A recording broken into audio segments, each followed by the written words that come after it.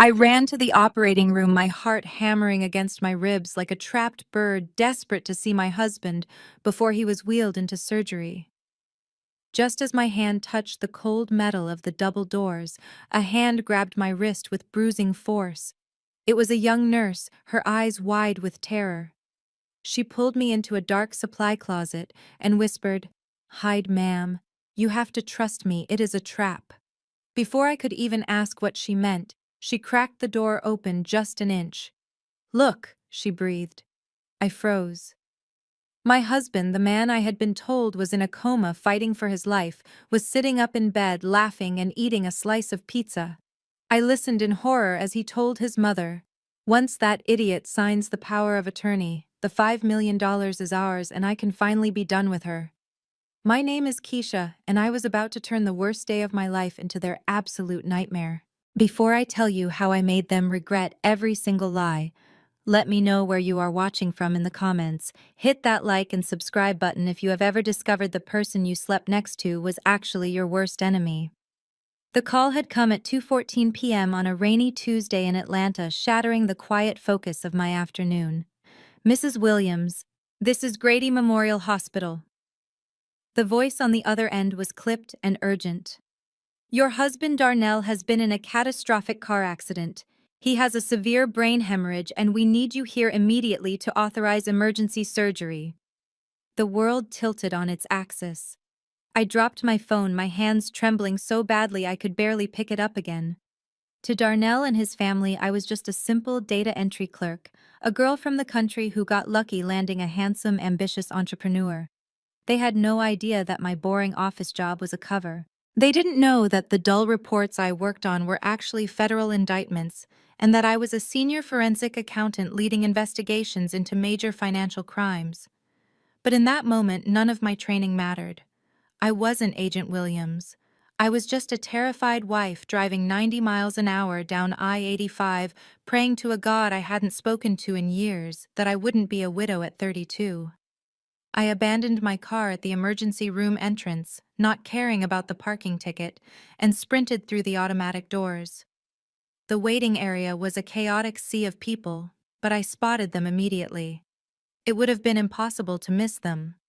Mama Beatrice was in the center of the room, wailing loudly, clutching her chest, and performing her grief for an audience of uncomfortable strangers. Beside her stood Becky, my brother-in-law's wife, looking perfectly put together in expensive athleisure wear, scrolling on her phone with a look of boredom. When Mama Beatrice saw me, her face twisted. There was no relief in her eyes, only a sharp, predatory glare. "You finally decided to show up!" She shouted, her voice cutting through the noise of the ER like a serrated knife. "My son is dying in there, his brain is bleeding, and you are probably out spending his hard-earned money on nonsense." I tried to push past them toward the nurse's station, desperate for information, but Becky stepped in front of me, a fake sympathetic smile plastered on her face. "Whoa there, Keisha," she said, looking me up and down with that familiar sneer. I was wearing my comfortable work slacks and a simple blouse, having discarded my blazer in the car, and my hair was a mess from the rain. "Maybe you should take a breath. You look a little unkempt. We don't want to upset Darnell with you looking like you just rolled out of bed. This is a hospital, not a barbecue in the projects." The microaggressions stung, but I didn't have time for Becky's usual nonsense. "I need to see the doctor," I demanded, stepping around her. "I am his wife." Mama Beatrice grabbed my arm, her grip surprisingly strong for a woman who claimed to be frail whenever she needed money. "You are his wife on paper," she hissed, her nails digging into my skin. "But I am his mother. I am the one who has been here for the last hour while he was calling out for me." You were probably too busy at that little job of yours to answer your phone. The doctor is with him now, preparing for surgery. He said no visitors until the paperwork is sorted." "Paperwork?" I asked, confusion warring with panic. "What paperwork?" "Liability waivers," Becky chirped, checking her manicure as if we were discussing a lunch order. "Just standard stuff to clear the hospital. We tried to handle it, but apparently the wife has to sign. Though honestly, with how hysterical you are acting, maybe Mama Beatrice should have power of attorney. It would be more responsible since you clearly aren't thinking straight. I pulled my arm free from Mama Beatrice's grip, my instincts finally kicking in through the fog of fear. Something was wrong. The air around them didn't smell like grief. It smelled like anticipation. I am going in there, I stated, my voice dropping to that cold, authoritative tone I used during interrogations.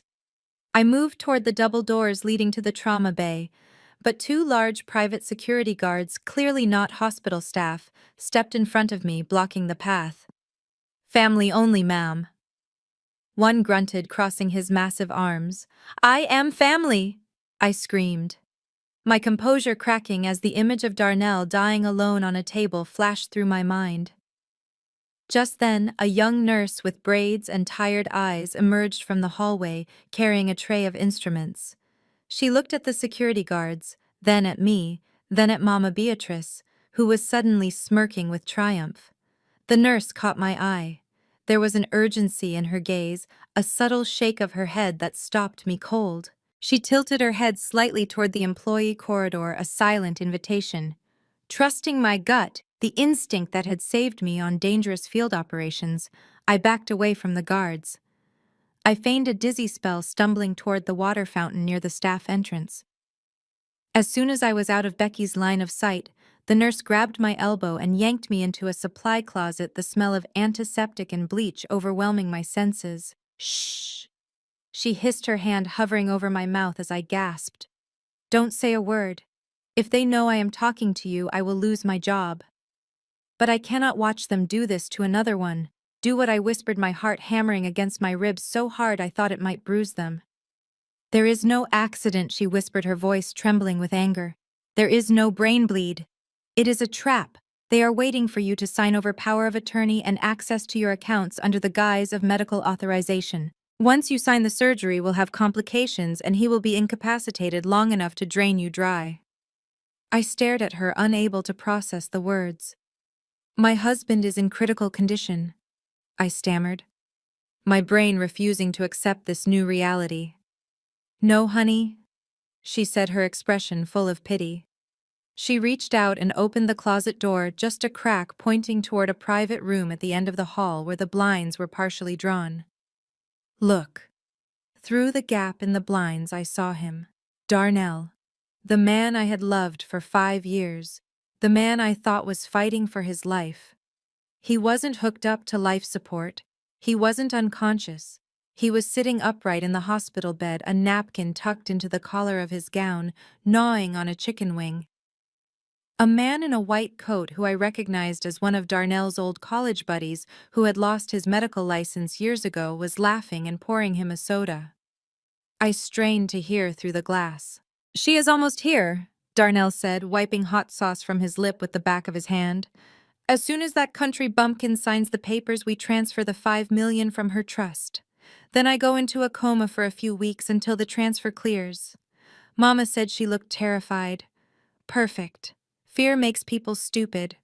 I watched my husband throw his head back and laugh, a cruel, ugly sound that shattered the last remnants of the woman I used to be. The love I felt evaporated, replaced by a cold, hard clarity. They thought I was a helpless victim, a naive wife with a secret inheritance they could steal. They didn't know I had spent the last decade taking down cartels and corrupt bankers. I wiped the tears from my cheeks and pulled out my phone. It wasn't time to be a wife anymore. It was time to go to work. I looked at the nurse and nodded. "Thank you," I whispered. "Now watch this." I stood in the darkness of the supply closet for exactly 30 seconds after the nurse slipped away. That was all the time I allowed myself to process the image of my husband, laughing with a chicken wing in his hand, while I had been driving 90 miles an hour, thinking I was about to become a widow. The grief that had been crushing my chest moments ago evaporated, replaced by a cold, sharp rage that clarified everything. I reached into the hidden pocket of my slacks and pulled out my secure work phone, the one Darnell thought was just an old backup device I kept for music. My fingers flew across the screen as I typed a single command to my field team at the Bureau code red. It was the signal for immediate asset freezing, full surveillance authorization, and the mobilization of a tactical unit to my location. I slipped the phone back into my pocket, took a deep breath, and prepared for the performance of a lifetime. I rubbed my eyes until they stung and were red, messed up my hair to look even more frantic, and forced my breathing into the shallow, hyperventilating rhythm of a woman on the verge of a breakdown. I had to be the terrified, helpless, naive wife they expected me to be. I had to be the perfect victim so they would walk right into their own trap. I pushed open the door and stumbled back into the blindingly bright hospital corridor, letting a sob rip from my throat that echoed off the sterile walls. "Where is he?" I screamed, my voice cracking perfectly. "Please, somebody tell me he is alive." The double doors to the waiting area swung open, and Mama Beatrice was on me instantly. She didn't hug me, she didn't offer comfort. She lunged at me like a viper striking its prey, her face twisted into a mask of pure venom. "You!" she shrieked, pointing a manicured finger in my face. "This is your fault. I knew you were bad luck from the day Darnell brought you home. My son is lying in there fighting for his life because of your bad energy. You bring nothing but misery to this family." I shrank back, cowering against the wall, playing the part. "Mama, please, I just got here." I stammered, tears streaming down my face. "I don't know what happened. Don't you call me Mama," she spat, stepping closer until I could smell the expensive perfume she had bought with the money Darnell had stolen from my account last month. "You are a curse, Keisha. My son is a king. He is out there building an empire, closing million-dollar real estate deals, carrying the weight of this entire family on his back. And what do? You sit in that little cubicle filing papers for minimum wage and draining his spirit. He was stressed because of you. He was distracted because he has to work 10 times harder to make up for your mediocrity.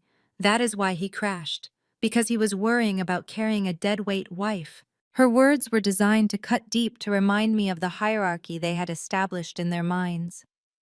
To them, Darnell was the brilliant investment mogul, the golden goose, and I was the charity case, the low-level office worker lucky to be in his orbit. It took everything in me not to laugh in her face. They had no idea that the empire Darnell was building was a house of cards constructed on credit card fraud and Ponzi schemes I had been tracking for 2 years.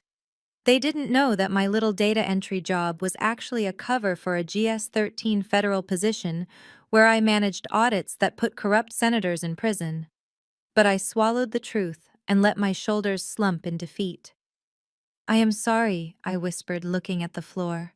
"I just want him to be okay." Before Mama Beatrice could launch another verbal assault, Becky stepped between us. My sister-in-law was the picture of suburban concern, her blonde hair perfectly blown out, her expression full of condescending pity.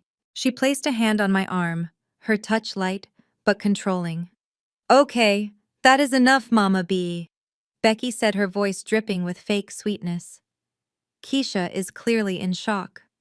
Look at her, she is shaking."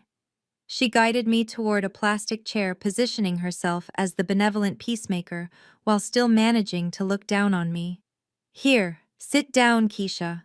You need to pull yourself together. Darnell needs you to be strong right now, not hysterical." She reached into her oversized designer tote bag and pulled out a bottle of water. She cracked the seal, and for a split second I saw her hesitate, her eyes flicking toward Mama Beatrice. "Here, drink this," she urged, pressing the bottle into my hands. "It will help calm your nerves. You need to be sharp for when the doctor comes out. There is going to be a lot of paperwork and we can't have you fainting on us." I took the bottle, my training immediately screaming a warning. The seal had barely clicked. The glance between them had been too significant. I raised the bottle to my lips, pretending to take a long, desperate gulp, but I kept my mouth closed, letting the water spill slightly down my chin to sell the effect of my panic. I wiped my mouth with the back of my hand and feigned a cough, sputtering as if I had choked. "Thank you, Becky," I gasped, clutching the bottle but careful not to drink a drop. I don't understand. He called me this morning and he sounded fine." "Accidents happen fast," sweetie, Becky said, patting my shoulder with a patronizing rhythm. "That is why Darnell always said you need to be prepared. He told me just last week how worried he was that you wouldn't be able to handle a crisis." He said you freeze up when things get real. That is why he wanted Mama B to handle the big decisions. But don't worry, we are here to help you do the right thing. The right thing, of course, meant signing over my assets. I looked at Mama Beatrice, who was pacing the floor, checking her gold watch every 30 seconds. She wasn't pacing out of worry for her son's life. She was pacing because the transfer window for the offshore accounts they were targeting closed in an hour. She stopped pacing and glared at me. You better hope he wakes up Keisha, because if my son dies and leaves me with nothing but your cheap debts, I will make sure you never have a moment of peace. He is the only reason you have a roof over your head. He is the provider. You are just the help. I nodded, letting the tears flow freely now. I know, Mama. I know he takes care of everything. I am just a clerk. I don't know anything about his business. Good, she snapped. Keep it that way. You just sign where we tell you to sign so the experts can save him. You don't need to understand the details. You just need to be a good wife and do as you are told. Suddenly, the double doors at the end of the hallway swung open with a dramatic bang. A man in a white lab coat strode toward us, a stethoscope around his neck and a grim expression on his face. He was tall, with slicked back hair and the kind of arrogant walk I had seen 1,000 times in courtrooms. I recognized him instantly, not from this hospital, but from a file on my desk. This was Vance Darnell's old fraternity brother who had lost his medical license 3 years ago for writing fraudulent opioid prescriptions. He was currently working as a night manager at a car rental agency, but right now he was playing the role of the life-saving neurosurgeon.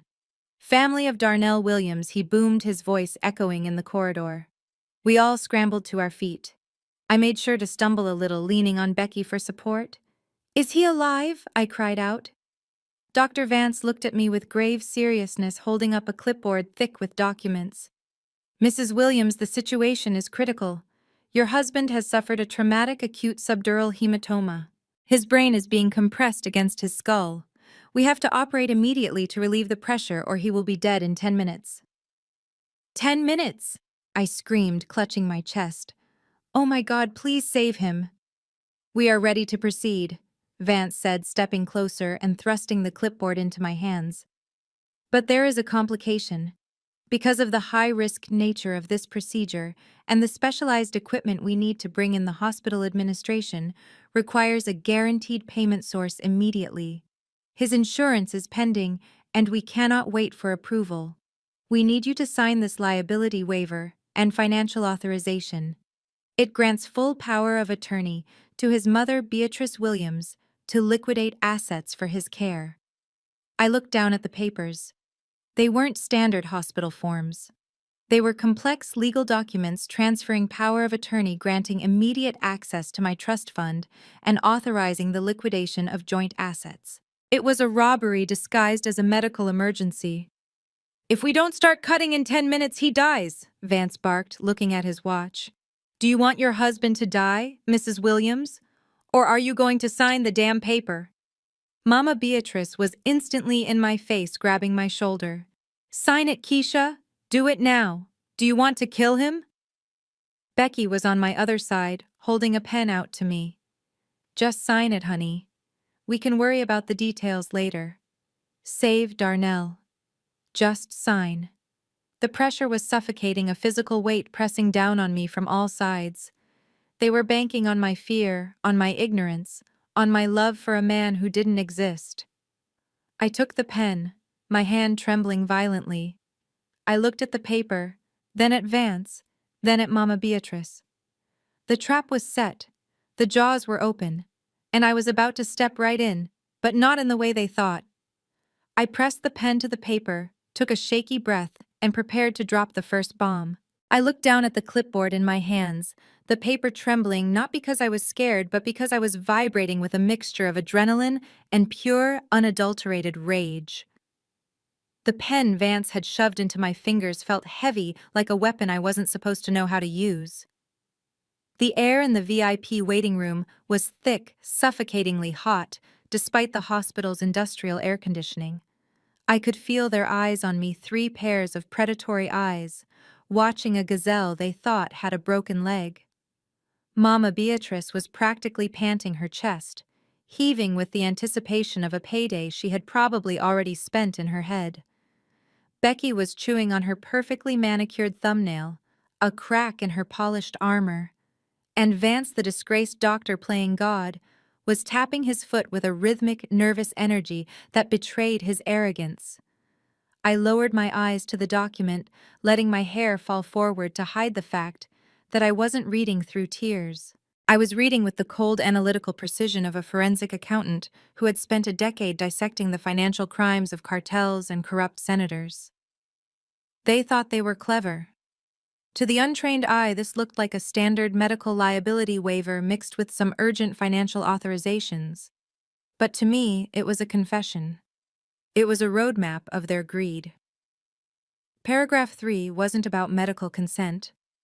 It was a durable power of attorney clause, granting Beatrice Williams, not me his wife, but his mother, unrestricted access to liquidate all assets held in Darnell's name, and crucially, any joint assets or assets held in trust for the benefit of the spouse. They had done their homework, or at least they thought they had. They knew about the trust fund my grandmother left me, the one Darnell had been trying to crack into for 3 years. The language here was aggressive, sweeping, and irrevocable. It authorized the immediate transfer of funds to a holding company I recognized from a money laundering investigation I had flagged 6 months ago. It was sloppy. It was desperate. And it was exactly the evidence I needed to put them all away for a very long time. I moved the pen toward the signature line hovering just millimeters above the paper. I heard Mama Beatrice suck in a breath, a sharp, greedy sound. "Do it," she whispered, the mask of the grieving mother slipping just enough to reveal the avarice beneath. "Just sign it, Keisha, and save him." I let the pen touch the paper, making a tiny dot of ink. Then I stopped. I froze my hand, hovering my brow, furrowing in confusion. I pulled the clipboard closer to my face, squinting as if I were struggling to read the fine print through my distress. The silence in the room stretched taut as a wire about to snap. "Wait," I murmured, my voice trembling. "Something is wrong here." "What is it?" Vance barked, losing his bedside manner entirely. "We are losing time, Mrs. Williams. Every second you waste reading is a second your husband's brain is dying. Sign the paper." I looked up at him, wide-eyed and innocent. "But doctor, I can't sign this. The insurance won't accept it. They will deny the claim, and then how will we pay for the surgery?" "What are you talking about?" Becky snapped, stepping forward, her hand reaching out as if to physically force the pen across the page. "It is fine. Just sign it." "No, look," I said, pointing a shaking finger at the top of the page where Darnell's name was printed in bold block letters. "It says Darnell Marcus Williams. That is not his name. His middle name is Marcellus. If I sign this legal document with the wrong name, it is void. The insurance company will call it fraud. They will reject the coverage, and we will be stuck with $1 million bill we can't pay." It was a lie. A beautiful, petty, stalling lie. Darnell's middle name was Marcus. I knew it. They knew it. But in the high-stakes pressure cooker they had created, confusion was my best weapon. I watched the doubt flicker across Mama Beatrice's face. She didn't know. She was a bad mother who only cared about her son when he was useful to her. She probably couldn't remember his birthday, let alone verify his middle name in a moment of panic.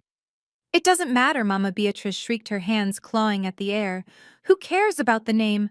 The doctors need to cut now. Sign the damn paper, you stupid girl."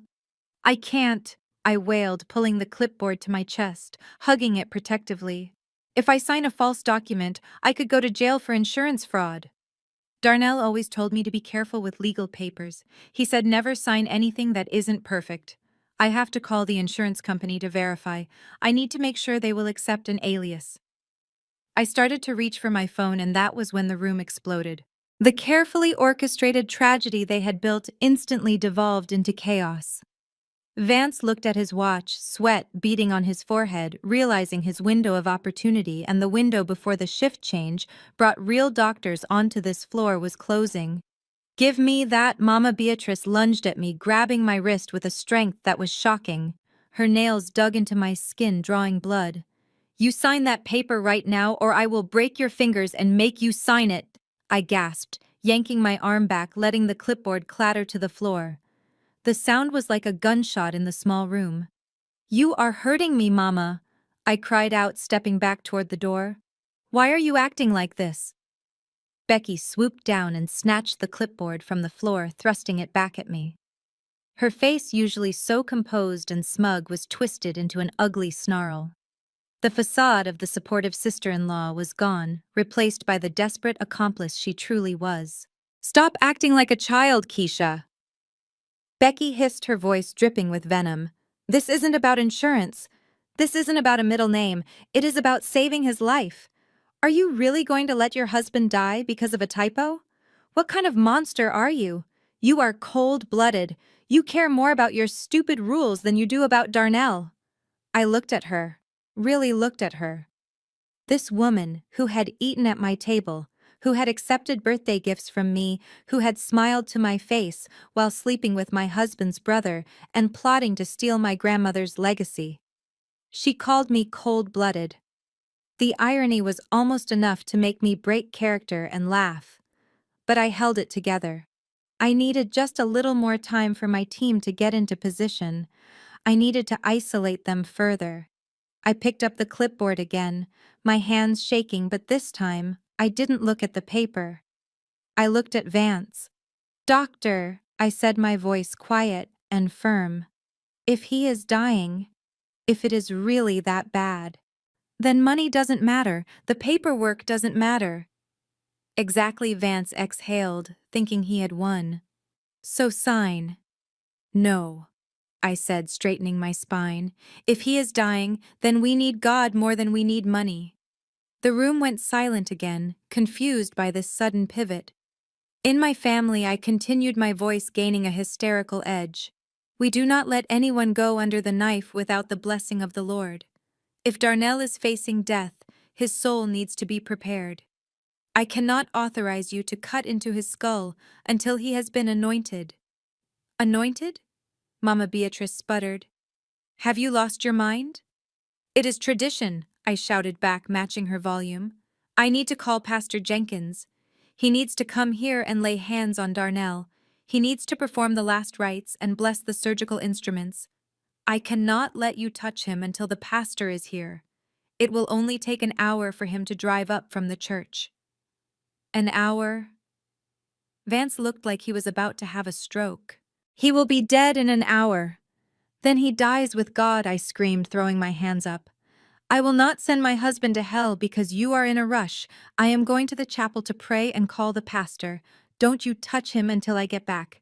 Before they could stop me, before Becky could block the door, or Mama Beatrice could grab me again, I turned on my heel and bolted. I didn't run toward the operating theater. I ran toward the elevators, leaving them standing there in the VIP waiting room, stunned, furious, and completely paralyzed by the sheer absurdity of my demand. I heard Becky screaming my name as the elevator doors slid shut, cutting off her voice. As the metal doors closed, sealing me in the quiet safety of the elevator car, I dropped the act. The tears stopped instantly. I pulled a tissue from my pocket, wiped my face, and checked my watch. My team was 3 minutes out. Darnell was trapped in a bed he couldn't leave without blowing his cover. His mother and sister-in-law were distracted and panicking. I wasn't going to the chapel. I was going to the command center I had set up in the parking lot. The trap had been sprung, but not the one they set for me. They wanted a helpless wife. They just got one. Now they were going to meet the agent. I walked back into room 304 with the heavy measured steps of a woman walking into a funeral, or perhaps an execution. The hallway was quiet, the frantic energy of the emergency room fading into the sterile hum of the specialized ward. I had taken 10 minutes. Just 10 minutes to wash my face, check my secure line, and let the cold fury settle into my bones like ice water. I wasn't shaking anymore. I wasn't crying. I was calculating. When I pushed the door open, the scene had been reset with theatrical precision. The pizza box was gone, likely stuffed deep into the trash can that now smelled faintly of pepperoni and deceit. Darnell was back in the bed, lying flat on his back with the sheet pulled up to his chin. His eyes were closed, his breathing shallow and performative. The only sound in the room was a rhythmic, high-pitched beeping coming from the bedside table. It was a heart monitor sound, steady and urgent, meant to remind me that time was running out. But I knew that sound. I had the same white noise app on my phone for when I couldn't sleep in hotels during long investigations. It was the critical care preset. They hadn't even bothered to hook him up to the actual machine on the wall, which stood dark and silent behind him. They were playing a sound effect from a cell phone tucked under his pillow. The laziness of the con was almost more insulting than the con itself. Vance was standing by the window pretending to read a chart that I was fairly certain was a cafeteria menu. Mama Beatrice was hovering over Darnell, dabbing his forehead with a cloth, murmuring prayers that sounded more like curses under her breath. And then there was Becky.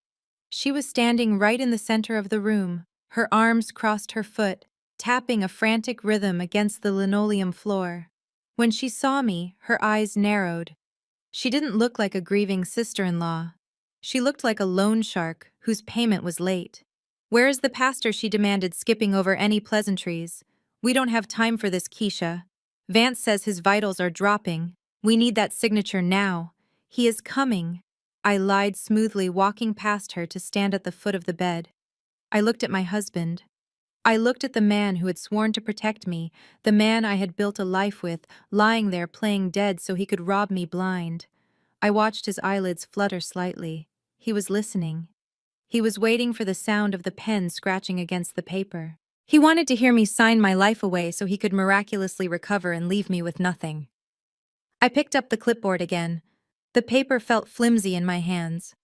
"Just sign it, Keisha," Becky urged, stepping into my personal space. Her perfume was cloying, a heavy floral scent that tried too hard to be expensive.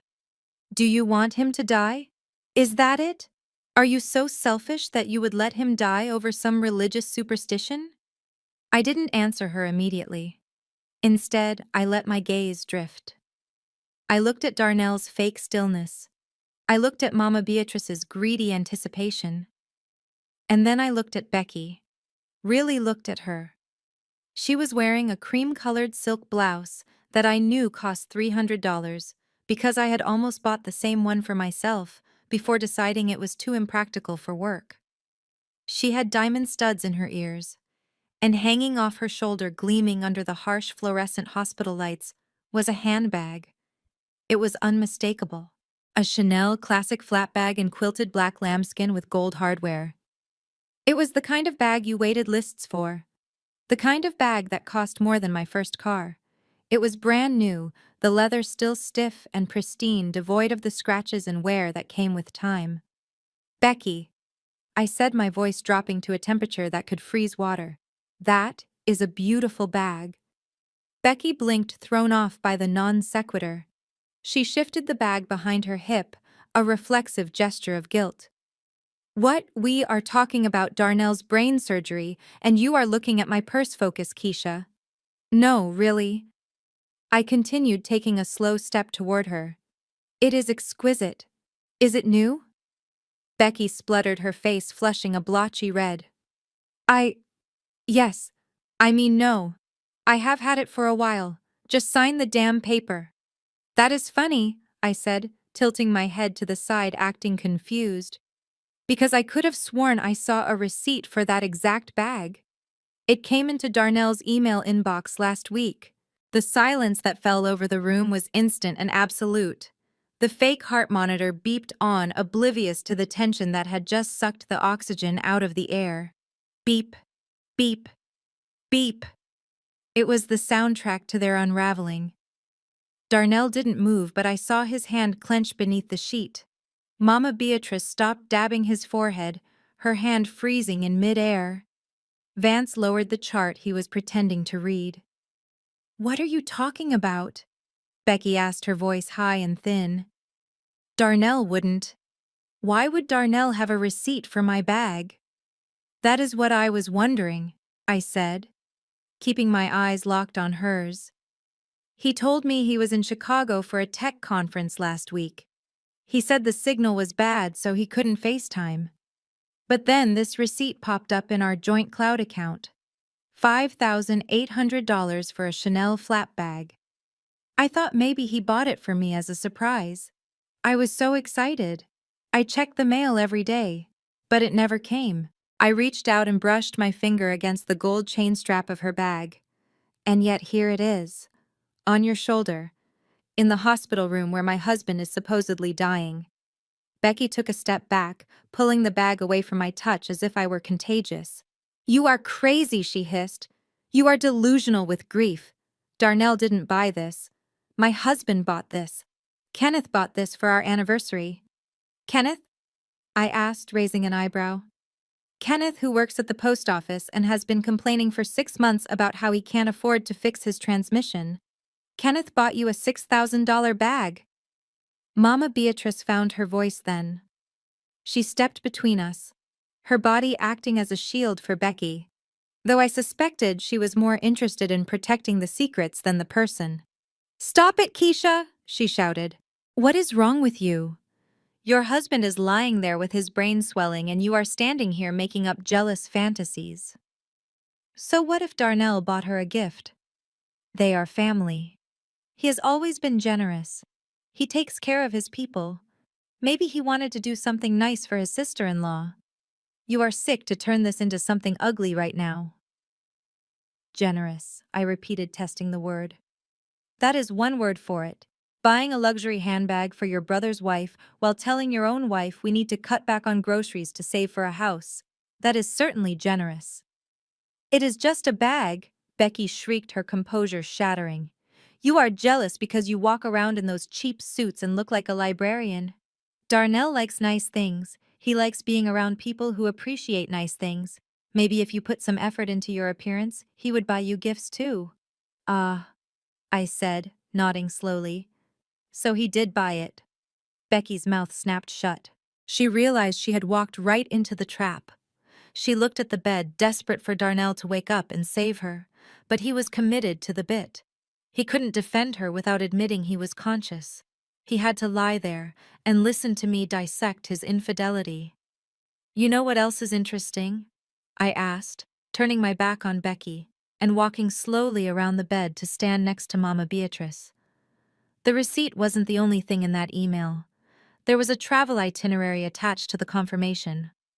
I looked down at Darnell. I saw the vein in his temple throbbing. His heart rate was definitely up regardless of what the fake app was beeping. Chicago must be beautiful this time of year, I mused. But the itinerary wasn't for Chicago. It was for Miami. The Fontainebleau. Oceanfront suite. King bed. I looked back at Becky. Her face had gone the color of old ash. 2 nights I continued, my voice hard and unforgiving. The dates matched the receipt for the bag perfectly. And the reservation wasn't for Darnell Williams alone. It was for Mr. and Mrs. Williams. But I was at home, Becky. I was at work. I was doing laundry and paying our bills. "So tell me, who was the Mrs. Williams in that hotel room?" Mama Beatrice grabbed my arm, her nails digging in. "Shut up," she hissed. "You are making a scene. You are lying. Darnell would never—" "Would he?" I asked, yanking my arm away. "Or maybe you already knew. Maybe that is why you two are so close. Maybe that is why you are standing here together, thick as thieves, trying to bully me into signing over my inheritance. Was that the plan? Get the money, let Darnell pretend to have a miraculous recovery, and then run off into the sunset with his brother's wife while I am left with the medical bills." Becky was shaking now, tears of rage and panic welling in her eyes. "It wasn't like that," she stammered. We just get along. He understands me. Kenneth is boring. He never wants to do anything. Darnell knows how to live." "So you admit it," I said. "You admit you were in Miami with him." She didn't answer, but she didn't have to. The guilt was radiating off her in waves. She looked at Darnell's prone form with a mixture of longing and fury. She wanted him to get up. She wanted him to fix this. But he was a coward. He lay there, eyes squeezed shut, letting the women fight his battles.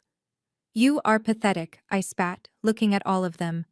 "You stand here calling me family, calling me sister, while you sleep with my husband and plot to rob me. You call me cheap because I save money while you spend my husband's stolen cash on purses you can't afford to maintain. That is enough, Mama Beatrice screamed. Sign the papers or get out. I don't care what you think you know. He is my son, and I will save him, even if I have to forge your name myself. Go ahead, I challenged her. Forge it. See how far that gets you with the bank. Because I have news for you, Mama. I didn't just see the receipts. I saw the bank transfers. I saw the withdrawals. And I know exactly how much debt Darnell is really in. I leaned over the bed, bringing my face inches from Darnell's ear. I spoke softly but loud enough for everyone in the room to hear. You can stop the beeping, Darnell. I know the machine isn't plugged in, and I know you aren't in a coma. But you might wish you were by the time I am done with you. Because that hotel bill in Miami, it wasn't paid with his credit card, Becky. It was paid with a corporate card from a shell company that is currently under federal investigation for money laundering. Darnell's eyes flew open. He gasped, sitting up so fast he nearly headbutted me. The fake heart monitor app kept beeping steadily, a ridiculous rhythmic counterpoint to the sudden violent silence that fell over the room. He wasn't playing dead anymore. He was very, very alive, and he looked terrified. You... He choked out, staring at me like I was a ghost. What did you do? I smiled, and it was the coldest thing I had ever done. I didn't do anything, baby. I just went to work. Darnell slammed his eyes shut the moment he realized his mistake, throwing himself back against the pillows in a desperate attempt to reset the scene, but I saw the way his hands were gripping the bedsheets. His knuckles were white, straining against the fabric with a rage so potent it was practically vibrating off his body. He was trapped in his own performance, forced to lie there and play the part of the dying victim, while I dismantled his entire life brick by brick. The fake heart monitor continued its rhythmic mocking beep from under the pillow, the only sound filling the suffocating silence of the room until Mama Beatrice decided she had heard enough. She stepped away from the bed, her chest heaving with indignation, and turned her fury entirely on me. "You are useless," she spat, her voice rising to a shrill crescendo that surely penetrated the walls into the hallway. "I knew you were incompetent from the moment I met you, but I never thought you were this malicious. You are standing here making up lies about handbags and hotels while my son is helpless. You are nothing but a petty, low-class girl who got lucky. And now that the ride is over, you are trying to burn the car down." She reached into her purse and pulled out a gold-plated phone, tapping the screen with aggressive stabbing motions. "I am done playing games with you, Keisha. I am calling the family attorney, Mr. Sterling. He will be here within the hour with an emergency court order. We will have you declared incompetent. We will have your rights as a wife stripped away before the sun goes down. You won't make another decision for my son. You won't touch a single dime of his money. I will take everything, and I will leave you on the street where you belong." I watched her dial my expression, unmoving, my pulse steady. "Go ahead," I said, my voice cutting through her hysteria with a calm that was far more terrifying than her screaming. "Call Mr. Sterling. Call the police. Call the Pope if you think it will help. But you should know something before you embarrass yourself further, Mama. Mr. Sterling cannot help you. Nobody can help you. Because as of 8 o'clock this morning, Darnell does not have any money for you to take." Mama Beatrice froze the phone halfway to her ear. "What are you talking about?" she whispered, the color draining from her face. I took a step closer, smoothing the lapel of my blazer. "You thought I was just a data entry clerk, didn't you? You thought I spent my days typing numbers into spreadsheets for minimum wage. You and Darnell laughed about it. I heard you at Thanksgiving making jokes about my little job, but you never asked what kind of data I was entering. You never asked who I worked for." I walked over to the window and pulled the blinds open, letting the harsh afternoon light flood the room, illuminating the sweat beading on Darnell's forehead. "I am a senior forensic accountant for the federal government, Beatrice. I don't type zip codes. I analyze complex financial structures to identify illicit layering and integration schemes. I specialize in tracing assets hidden through shell corporations and offshore trusts. And for the last 6 months, my primary case file has been my own husband. Becky gasped, dropping into the visitor chair as if her legs had given out. Vance, the fake doctor, looked like he was measuring the distance to the door. Darnell's grip on the sheets tightened so hard I heard a seam rip. I turned back to Mama Beatrice, who looked as if she had been slapped. I know about the 3 accounts in the Cayman Islands. I continued ticking the items off on my fingers. I know about the shell company in Delaware that Darnell uses to funnel cash from his fraudulent real estate seminars. And I know about the joint account you tried to access this morning. The one you thought had $5 million in it. I smiled, but it didn't reach my eyes. It is frozen, Mama. All of it. I flagged the account for suspicious activity related to Title 18, Section 1956 of the United States Code. That is money laundering, in case you were wondering. The bank locked it down at 9 a.m. The assets are frozen pending a federal investigation. Even if I signed that paper right now, even if I gave you power of attorney over the entire world, you couldn't get $1 out of that account. It is evidence now.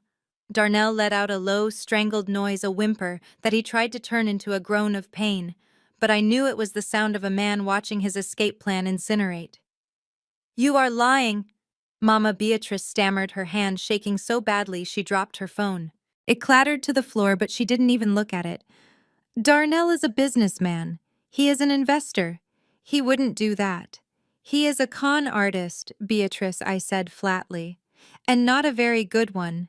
He has been structuring deposits to avoid reporting thresholds for 2 years. He has been commingling funds between his business and personal accounts. It is sloppy, it is amateur, and it is over. I walked over to the bedside table and picked up the pitcher of water, pouring myself a glass with deliberate slowness. I took a sip, letting the silence stretch, letting the weight of my words crush them. But that is not the worst part, I said, setting the glass down with a sharp click. You see, when you audit a life, you find all sorts of interesting things. You find the hotels, you find the handbags, and you find the liabilities. I turned to look directly at Mama Beatrice. Her arrogance was gone, replaced by a dawning horror. She knew her son. Deep down beneath the denial and the greed, she knew exactly what he was capable of. You love your house, don't you, Mama? I asked softly. That beautiful brick colonial on Peachtree Street? The one you brag about to all your friends at church? The one you said was your sanctuary? She nodded dumbly, her mouth opening and closing like a fish out of water. It is a lovely home, I agreed. Or at least it was. You might want to start packing your bags, Beatrice, because Darnell didn't just steal from me. He stole from you, too. Darnell's body went rigid. He stopped breathing entirely, his deception breaking under the sheer force of his panic. 3 months ago, I said, my voice devoid of sympathy. Darnell forged your signature on a second mortgage application. He cashed out 100% of the equity in your home. He told the bank he needed it for a business expansion. Do you know where that money went?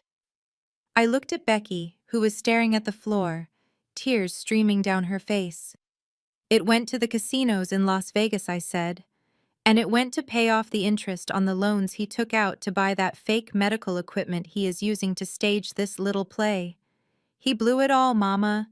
Every cent of your equity is gone, and he hasn't made a payment on that new mortgage in 90 days. I pulled a folded piece of paper from my pocket and smoothed it out on the tray table. This is a notice of foreclosure, I said. It was sent to your house yesterday, but Darnell had your mail forwarded to a P.O. box so you wouldn't see it. The bank is initiating proceedings next week. You are about to be homeless, Beatrice, and the son you are trying to help rob me, he is the one who put you on the street. The scream that tore from Mama Beatrice's throat was primal. It wasn't a word. It was a sound of pure devastation. She spun toward the bed, her hands forming into claws, her maternal instinct obliterated by the magnitude of the betrayal. Is it true? She shrieked, grabbing Darnell's shoulders and shaking him violently. Tell me she is lying. Tell me you didn't sell my house. Darnell, wake up. Darnell couldn't play dead anymore. The physical assault from his mother combined with the revelation that his entire world had collapsed forced him to break character. His eyes flew open wide with terror as he tried to fend off his mother's attacking hands. "Mama, stop!" he yelled, pushing her away. "She is lying. She is trying to trick you."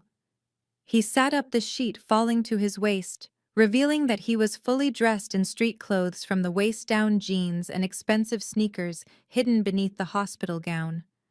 The illusion was shattered. The coma patient was awake, healthy, and currently trying to scramble off the bed to escape his mother's wrath. "You liar!" Mama Beatrice screamed, slapping him across the face. "You thief! My house! You took my house!" I stood back and watched them turn on each other, a family of vipers biting their own tails. It was a chaotic, ugly scene, but I wasn't done. I checked my watch. My team was in the lobby. It was time to deliver the final blow. "I am not the one you should be worried about, Darnell," I said, my voice cutting through their screaming match. "You can explain the house to your mother later. Right now, you need to explain something to me. Who are the men in the black SUV parked outside? Because if you owe the bank money, that is a civil matter. But the men waiting for you downstairs, they don't look like bankers. They look like the kind of debt collectors who don't use paperwork." Darnell froze, his hand on his stinging cheek. He looked at me, and for the first time I saw the true depth of his fear. It wasn't the police he was afraid of. It was something much, much worse. "You know about them," he whispered. "I know everything I said. And I know you don't have the $5 million to pay them back. So unless you want to walk out those doors and face them alone, I suggest you sit back down and listen very carefully to what I have to say next." Mama Beatrice had completely forgotten the script. The stage direction had called for a grieving mother praying over her comatose son, but the revelation that her beloved colonial mansion on Peachtree Street was heading for the auction block had snapped the fragile thread of her performance. She wasn't looking at a dying patient anymore. She was looking at the thief who had stolen her retirement. She grabbed Darnell by the shoulders of his hospital gown, her acrylic nails digging into his flesh through the thin fabric, and shook him with a violence that would have killed a man who actually had a brain bleed. "Darnell," she shrieked, her voice cracking with hysteria. "Wake up right now and tell me she is lying. Tell me you didn't forge my signature. That house is all I have. It is my legacy. Did you give it to the bank? Answer me." The physical assault forced Darnell's hand. He couldn't lie there motionless while his mother rattled his teeth. He let out a low, theatrical moan, his eyelids fluttering open as if he were fighting his way back from the light. It was a pathetic display of acting, a B-movie performance designed to garner sympathy from an audience that had already walked out of the theater. He looked at his mother with groggy, unfocused eyes, trying to sell the disorientation of a man waking up from a trauma. But I saw the panic sharp and clear behind his gaze. "Mama." He croaked, his voice a raspy whisper that he probably thought sounded tragic, but just sounded guilty. "Mama, stop. You are hurting me. Don't listen to her. She is crazy. She is trying to turn you against me." He reached out a trembling hand toward me, playing the devoted husband to the bitter end. "Keisha, baby, please." "I don't know what you're talking about. My head hurts so bad. Just sign the paper, sweetheart. Save me. I love you. Do it for us." I stared down at him, my expression unmoving. The audacity was almost impressive. He was staring down the barrel of a federal indictment. His mother was assaulting him. His mistress was cowering in the corner, and he was still trying to close the deal. It was the muscle memory of a sociopath. Dr. Vance saw the scene spiraling out of control. He knew that if Darnell kept talking, if the family kept fighting, the noise would attract real hospital staff, or worse, security. He needed to regain control of the room. He needed Darnell unconscious and compliant, so he could bully the women into submission. He stepped forward, pulling a syringe from his pocket, with a practiced smoothness that spoke of back-alley deals rather than medical training. "He is agitated," Vance shouted over Mama Beatrice's sobbing. "His blood pressure is spiking. If we don't sedate him right now, the aneurysm will rupture. Step back." He uncapped the needle and moved toward Darnell's eye line, his eyes locked on the port. He wasn't trying to save a patient. He was trying to silence a liability. Mama Beatrice stumbled back, her hands covering her mouth, momentarily distracted by the threat of her son's head exploding. Becky let out a whimper from the corner.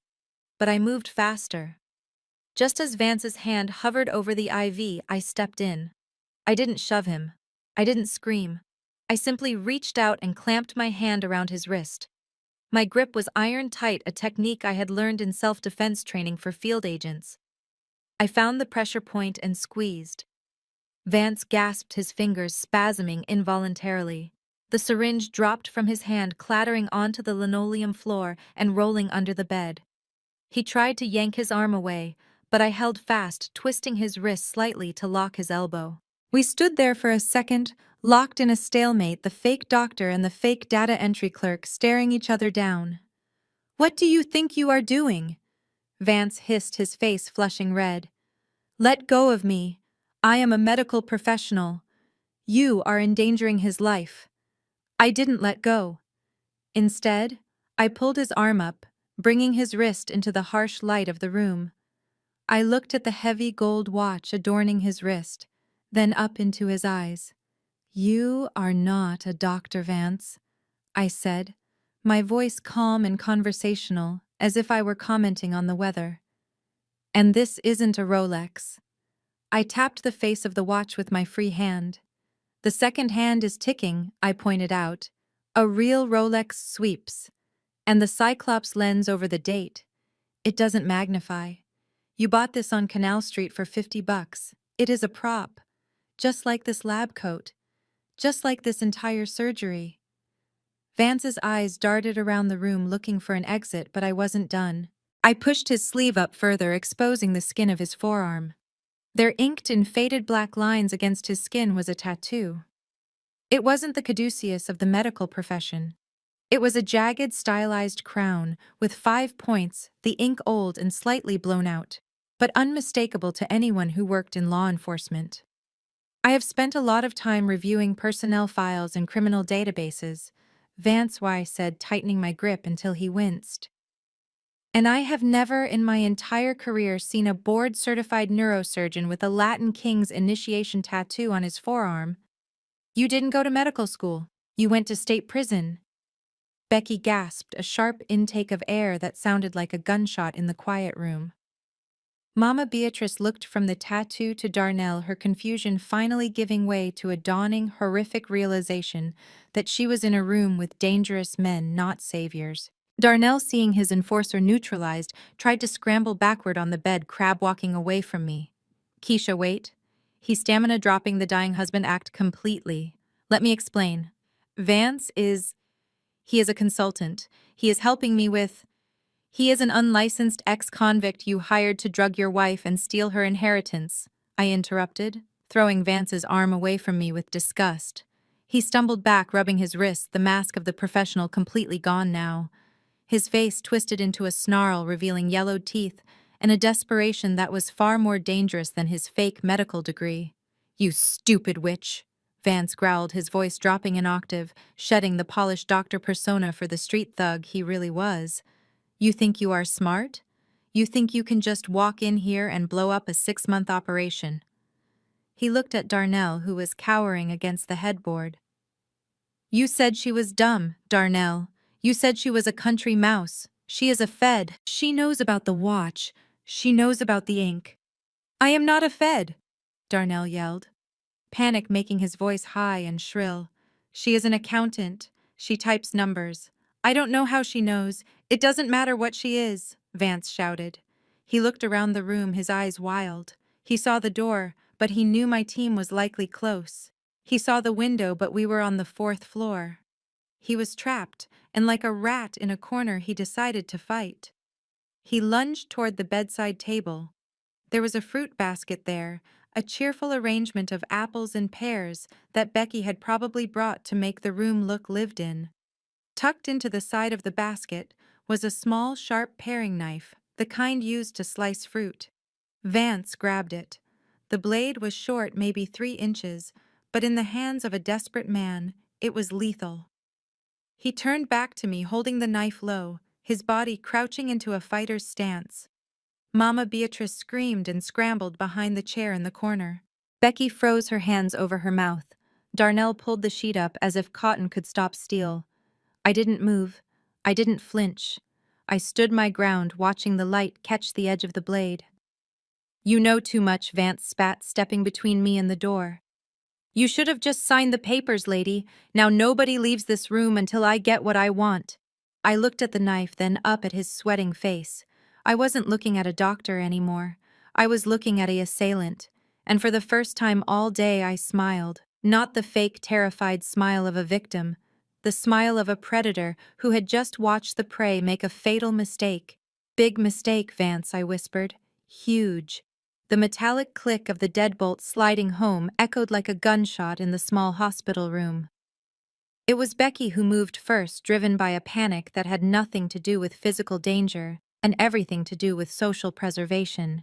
She scrambled toward the door, her heels slipping on the linoleum, and threw her body weight against the wood, as if she could physically hold back the tidal wave of truth that was crashing down on her. "Lock it!" she screamed, her voice cracking with hysteria. "Don't let anyone in. Kevin cannot see me here. If my husband finds out I was in Miami, he will take everything." She was hyperventilating, her chest heaving beneath the silk blouse, terror widening her eyes as she realized the walls were closing in. In her warped mind, a federal indictment for fraud was manageable, but her husband discovering her infidelity was the true apocalypse. She stood with her back pressed against the door, effectively sealing us all inside a pressure cooker that was about to explode. Darnell watched her, his lip curling in disgust. He was done pretending. The terrified husband, the comatose patient, the grieving son, all those masks fell away, revealing the cornered animal beneath. He ripped the nasal cannula from his face and threw it on the floor. With a violent jerk, he tore the IV tape from his arm, not caring that a trickle of blood ran down his wrist. He swung his legs over the side of the bed, planting his feet on the floor with a heavy thud that vibrated through the room. He stood up to his full height, looming over the space, a massive, angry man who had run out of options. "Enough of this!"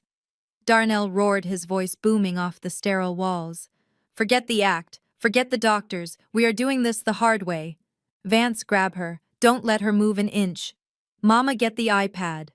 Mama Beatrice scrambled for her oversized purse, which she had dropped near the window. Her hands were shaking so badly she could barely work the zipper, but greed is a powerful motivator. She pulled out a tablet, the screen already glowing with the banking app login page. "I have it, baby," she cried out, her voice shrill. "It is ready for the biometric scan. We just need her thumb." "Get her thumb," Mama Darnell commanded, pointing a finger at me. "Press it on the screen until the transfer clears. If she fights, break it." I backed away, slowly moving until my shoulder blades hit the cold plaster of the corner wall. I was boxed in. To my left was the window 4 stories up. To my right, the bathroom door, a dead end. In front of me stood 3 people who had claimed to love me, now ready to tear me apart for a payday. Vance was advancing on me, the paring knife held low and steady in his right hand. He wasn't posturing anymore. He was a convict who knew that going back to prison was a death sentence, and he was willing to carve his way out of this room if he had to. I didn't scream. I didn't beg. I glanced at my watch. My team was 90 seconds out. 90 seconds is a lifetime in a fight. I took a deep breath, centering my weight, shifting my stance slightly so my feet were shoulder-width apart. I let my arms hang loose by my sides, projecting an image of surrender while every muscle in my body coiled tight, ready to spring. They saw a terrified accountant. They didn't see the woman who had spent 6 months training in Krav Maga with Israeli specialists at Quantico for exactly this kind of close-quarters nightmare. "You think you are tough because you found some receipts," Vance sneered, stepping into my striking range. "You are just a girl with a calculator. Give me your hand or I will take it." He lunged. It was a sloppy move born of arrogance and the assumption that I would freeze. He thrust the knife toward my midsection, a gutting motion meant to incapacitate. I didn't freeze. I moved. As his arm extended, I stepped inside his guard, pivoting my hips to generate torque. My left hand shot out, catching his wrist in a vice grip, redirecting the blade away from my body. At the same exact moment, I drove the heel of my right palm upward, slamming it into his chin with a sickening crunch. His head snapped back, his teeth clacking together with bone-shattering force. He grunted, stunned, but he didn't drop the knife. I didn't give him a chance to recover. Keeping my grip on his wrist, I twisted his arm behind his back, applying pressure against the joint until the elbow locked. I drove my knee into his midsection, forcing the air from his lungs in a wheezing gasp. As he doubled over, I wrenched his wrist further, pushing it past the breaking point. "Drop it," I commanded, my voice guttural. He screamed as the tendon strained, his fingers involuntarily flying open. The paring knife clattered to the floor, sliding under the hospital bed.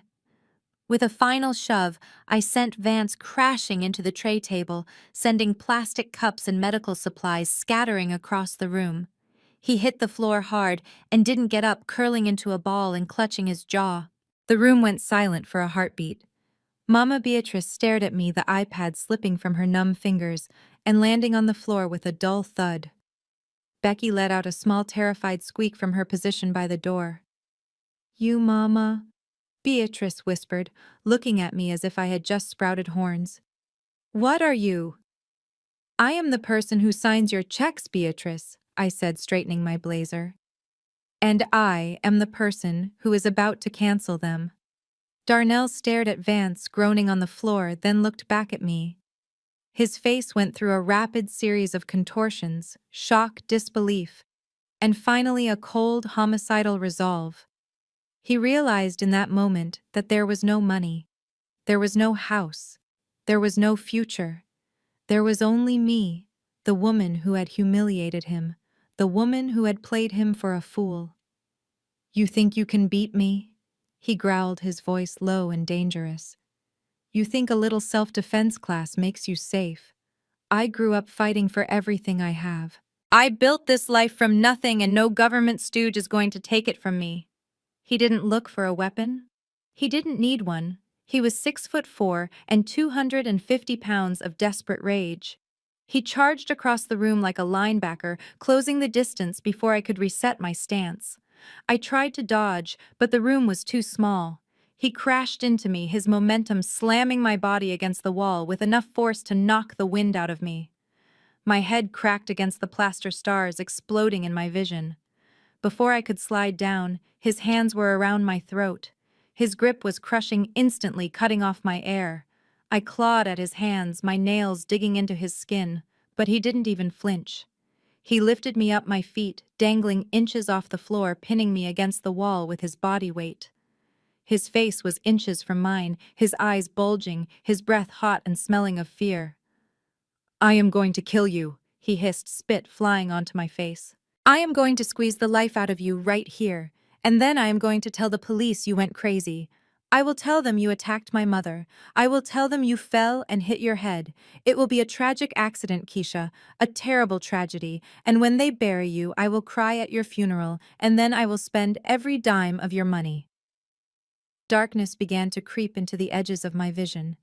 The sounds of the room, Becky screaming, Mama Beatrice shouting for him to stop, faded into a dull roar.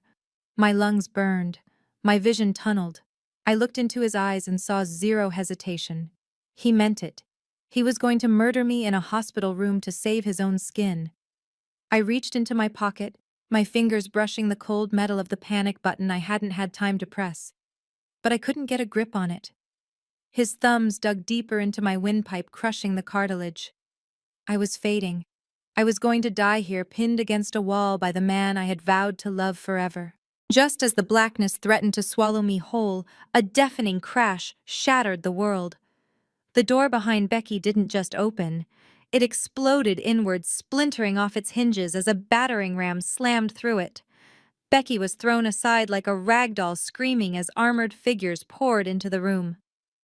"Federal agents, drop him! Get on the ground!" The shouts were distorted underwater sounds. Darnell didn't let go.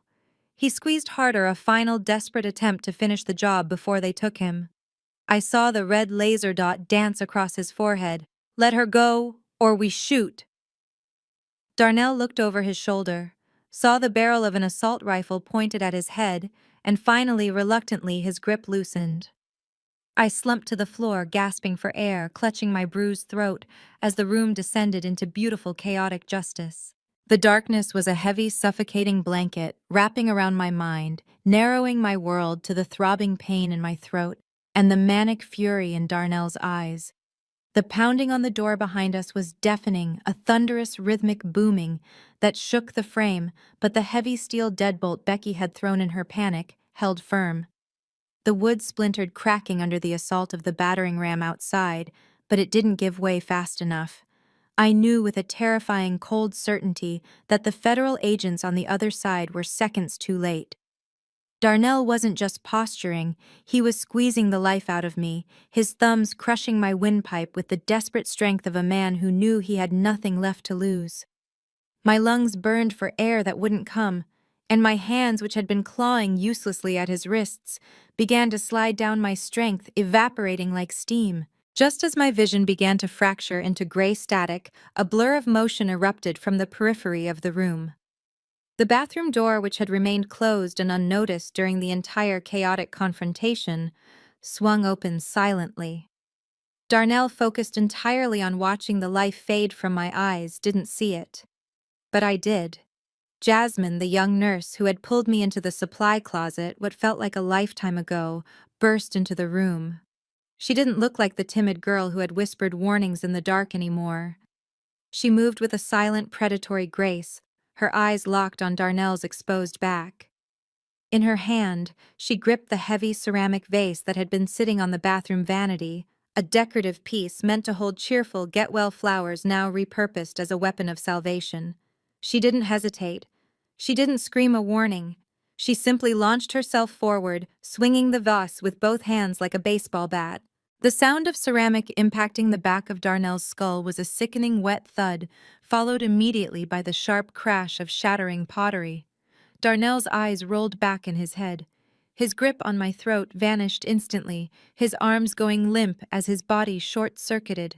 He crumpled sideways, dead weight falling away from me, and crashed to the floor with a heavy, boneless thud. I slid down the wall, gasping, my hands flying to my bruised throat as I sucked in greedy, desperate gulps of air. The room spun wildly. Through the haze of dizziness, I saw Darnell groaning on the floor, clutching the back of his head. Blood, bright red and very real, seeped through his fingers, dripping onto the pristine hospital linoleum. For the first time all day, the injury wasn't a prop. The red stain spreading on his gown wasn't corn syrup and food coloring. It was the visceral consequence of his own violence. "You killed him!" The shriek tore through the air, piercing my eardrums. Mama Beatrice, who had been cowering in the corner moments before, transformed into a vengeful banshee. Seeing her golden boy bleeding on the floor snapped the last tether of her sanity. She didn't care about the fraud, the lies, or the fact that her son had just tried to murder me. She only saw her baby hurt. She lunged across the room, her hands curved into claws aiming straight for Jasmine. "You animal! You killed my baby! I will tear your eyes out!" Jasmine didn't flinch. She dropped the jagged remains of the vase handle and reached into the pocket of her scrubs with a speed that spoke of training, not nursing school. In one fluid motion, she drew a black rectangular device and leveled it at the charging woman. "Back off," Jasmine shouted, her voice booming with an authority that stopped Mama Beatrice dead in her tracks. A crackle of blue electricity arched across the electrodes of the taser in Jasmine's hand, the menacing buzz loud enough to cut through the ambient noise of the chaos. "I said back off, Beatrice. Get on the ground! Now!" Mama Beatrice froze, her eyes bulging as she stared at the weapon. She looked from the taser to Jasmine's face, confusion warring with rage. You are just a nurse," she stammered, taking a stumbling step backward. "You can't have that." "I am not just a nurse," Jasmine said, her stance wide and balanced, the taser held steady. "And you are not just a grieving mother. You are an accessory to attempted murder. Get on the ground before I drop you right next to your son." Becky, who had been paralyzed by the door, let out a whimper and slid down to the floor, covering her head with her hands, surrendering to a threat that wasn't even aimed at her. Mama Beatrice, realizing she was outmatched, slowly lowered herself to her knees, sobbing loudly, creating a spectacle of victimhood even as she complied. Jasmine kept the taser trained on them, her eyes flicking briefly to me. "Are you okay, Keisha? Can you breathe?"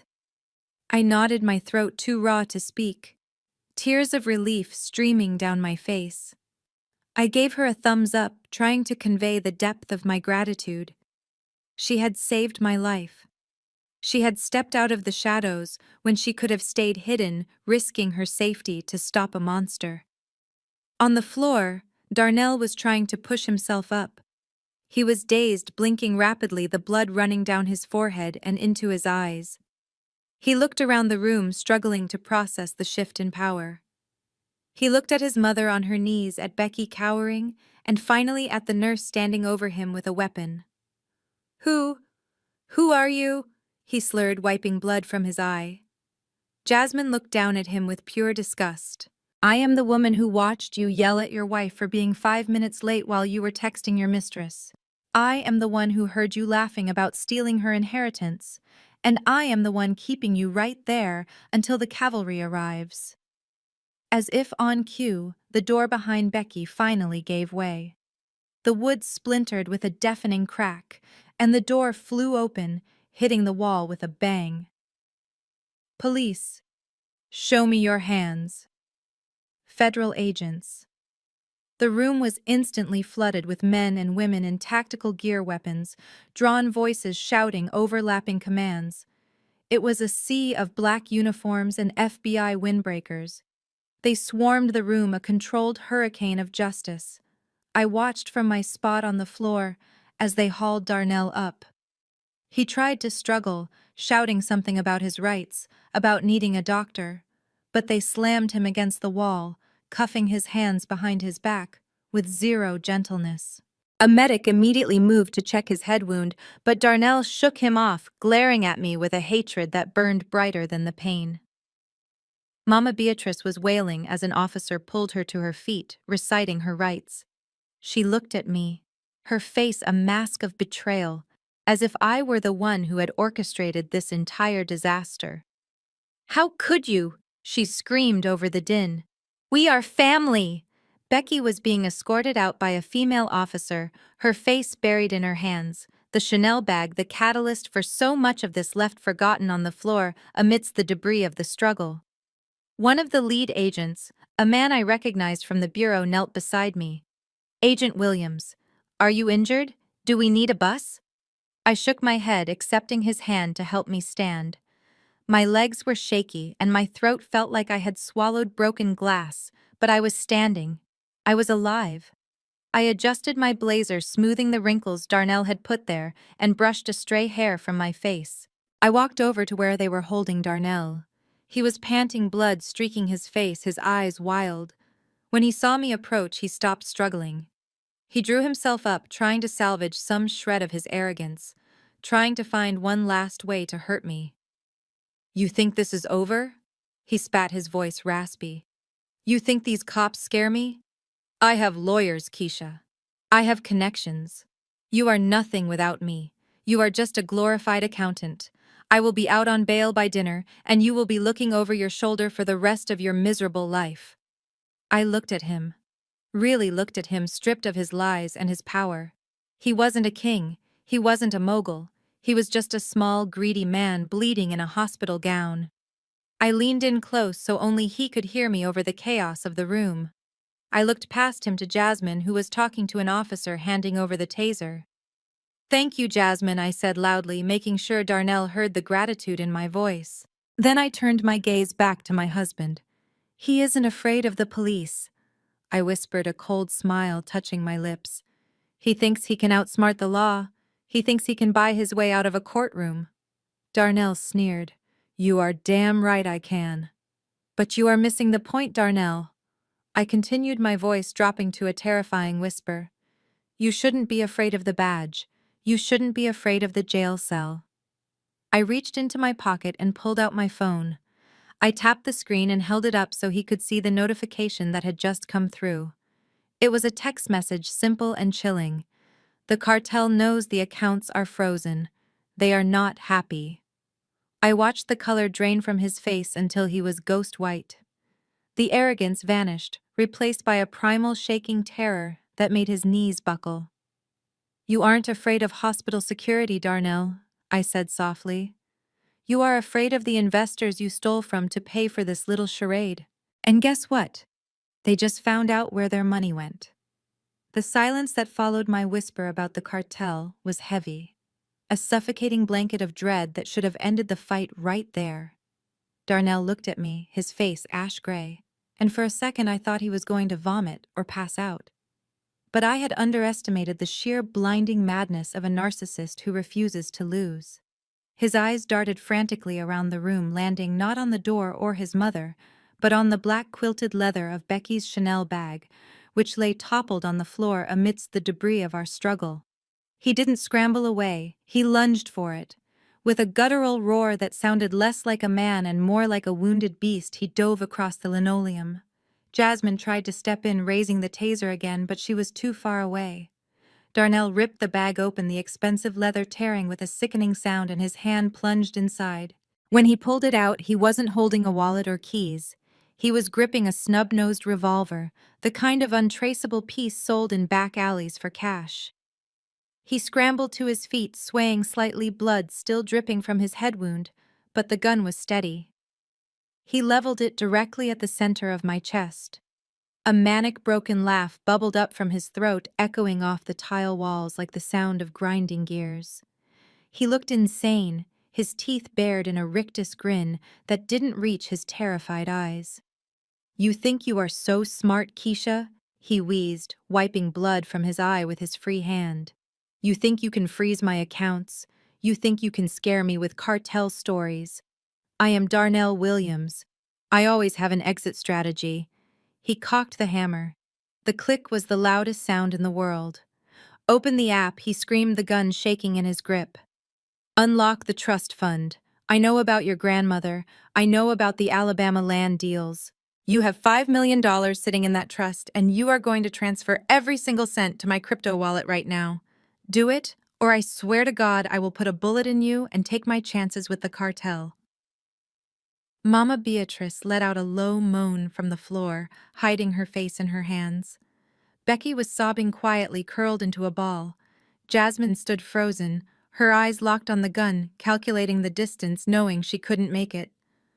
I looked at the barrel of the gun. It was a cheap .38 Special, poorly maintained, likely prone to jamming, but at this range, it would still tear a hole through my heart. Darnell thought this was his moment of triumph. He thought he had regained control through the only language he understood: violence and intimidation. He thought he was looking at a terrified wife who typed numbers for a living. I didn't raise my hands. I didn't beg. I didn't cry. Instead, I let out a long, weary sigh, the kind of sound a parent makes when a toddler throws a tantrum in a grocery store. I looked him dead in the eye, my expression bored. "You really don't get it, do you, Darnell?" I asked, my voice calm, steady, and utterly unimpressed.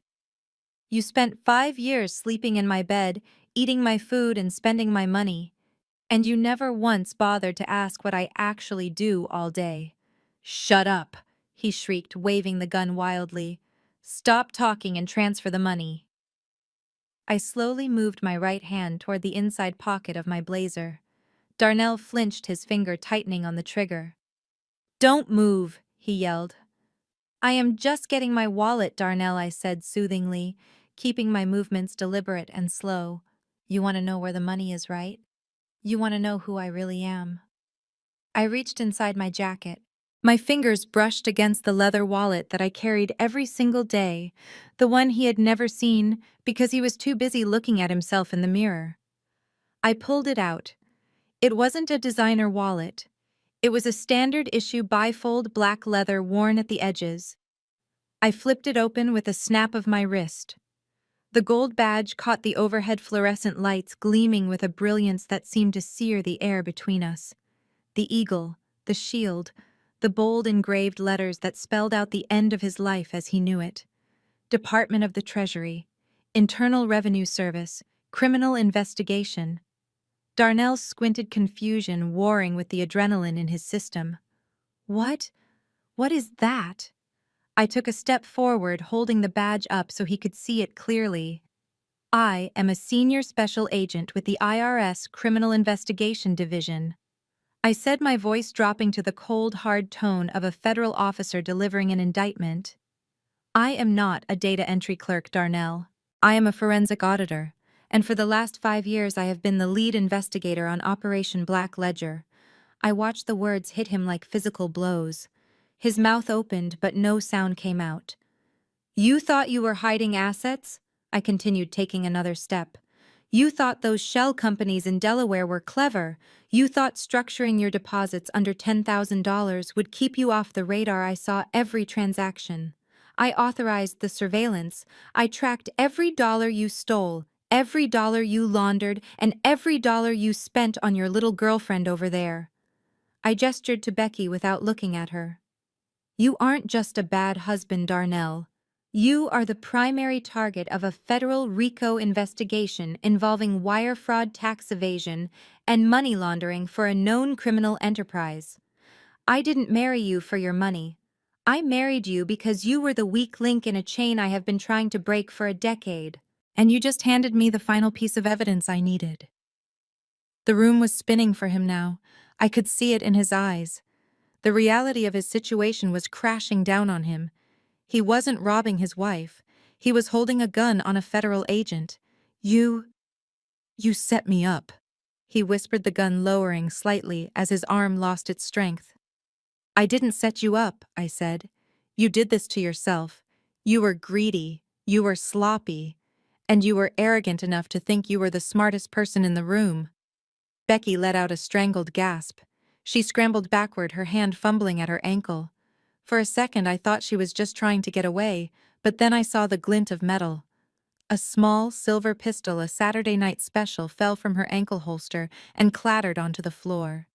She had been carrying a backup piece this entire time, probably Darnell's idea of insurance.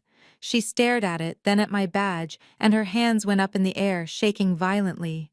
I didn't know. Becky screamed, her voice piercing. I didn't know she was a Fed. Darnell said she was a nobody. He said she was stupid. Darnell looked at her, then back at me. He raised the gun again, but his hand was shaking uncontrollably now. The bravado was gone. He was just a scared little man, realizing he had walked into the lion's den wearing a stake necklace. I will shoot, he stammered, tears mixing with the blood on his face. I swear I will shoot. No, you won't, I said softly, because you know it is over. Look out the window, Darnell. He didn't want to look, but he couldn't help himself. His eyes flicked to the window behind me. At that exact moment, the world outside exploded into light and sound. The rhythmic thumping that had been a background noise suddenly roared into a deafening crescendo as a black helicopter rose into view, hovering directly outside the fourth-floor window. A massive spotlight beam cut through the glass, flooding the room with blinding white light, illuminating Darnell like a rat caught in a trap. Simultaneously, the wail of sirens erupted from the street below, a chorus of despair rising up to meet us. Blue and red lights flashed against the walls, painting the room in the chaotic colors of emergency. Throw the gun down, a voice boomed from a loudspeaker outside, vibrating the glass. This is the FBI. We have the building surrounded. Surrender now.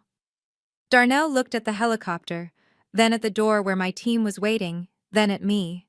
He looked at the badge in my hand, the symbol of the power I had held over him this entire time.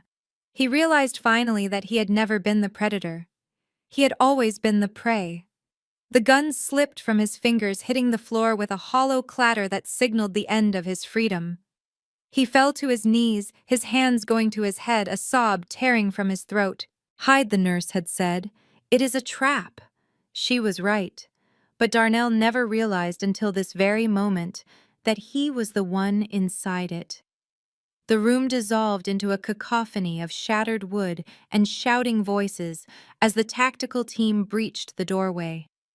It was a precision strike, a wave of black-clad figures moving with fluid, lethal efficiency that made Darnell's earlier posturing look like a child playing cops and robbers. The spotlight from the helicopter outside continued to bathe us in a blinding white glare, freezing the dust motes dancing in the air where the door used to be.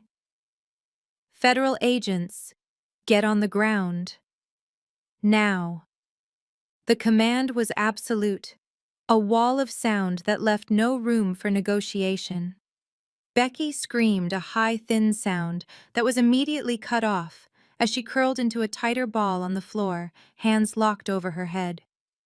Vance, the fake doctor, who had been so tough with a paring knife moments ago, didn't even try to stand. He stayed flat on his stomach, arms spread wide, shouting, "I surrender! Don't shoot over and over again," abandoning his partner without a second thought. But Darnell panicked. The predator who had spent years hunting vulnerable women, the man who had strangled me against a wall just seconds before, was now the cornered rat. He scrambled backward, his eyes darting wildly for a shield, for leverage, for anything that could put a barrier between him and the assault rifles trained on his chest.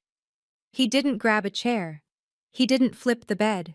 He reached out and grabbed the nearest human being. He grabbed his mother.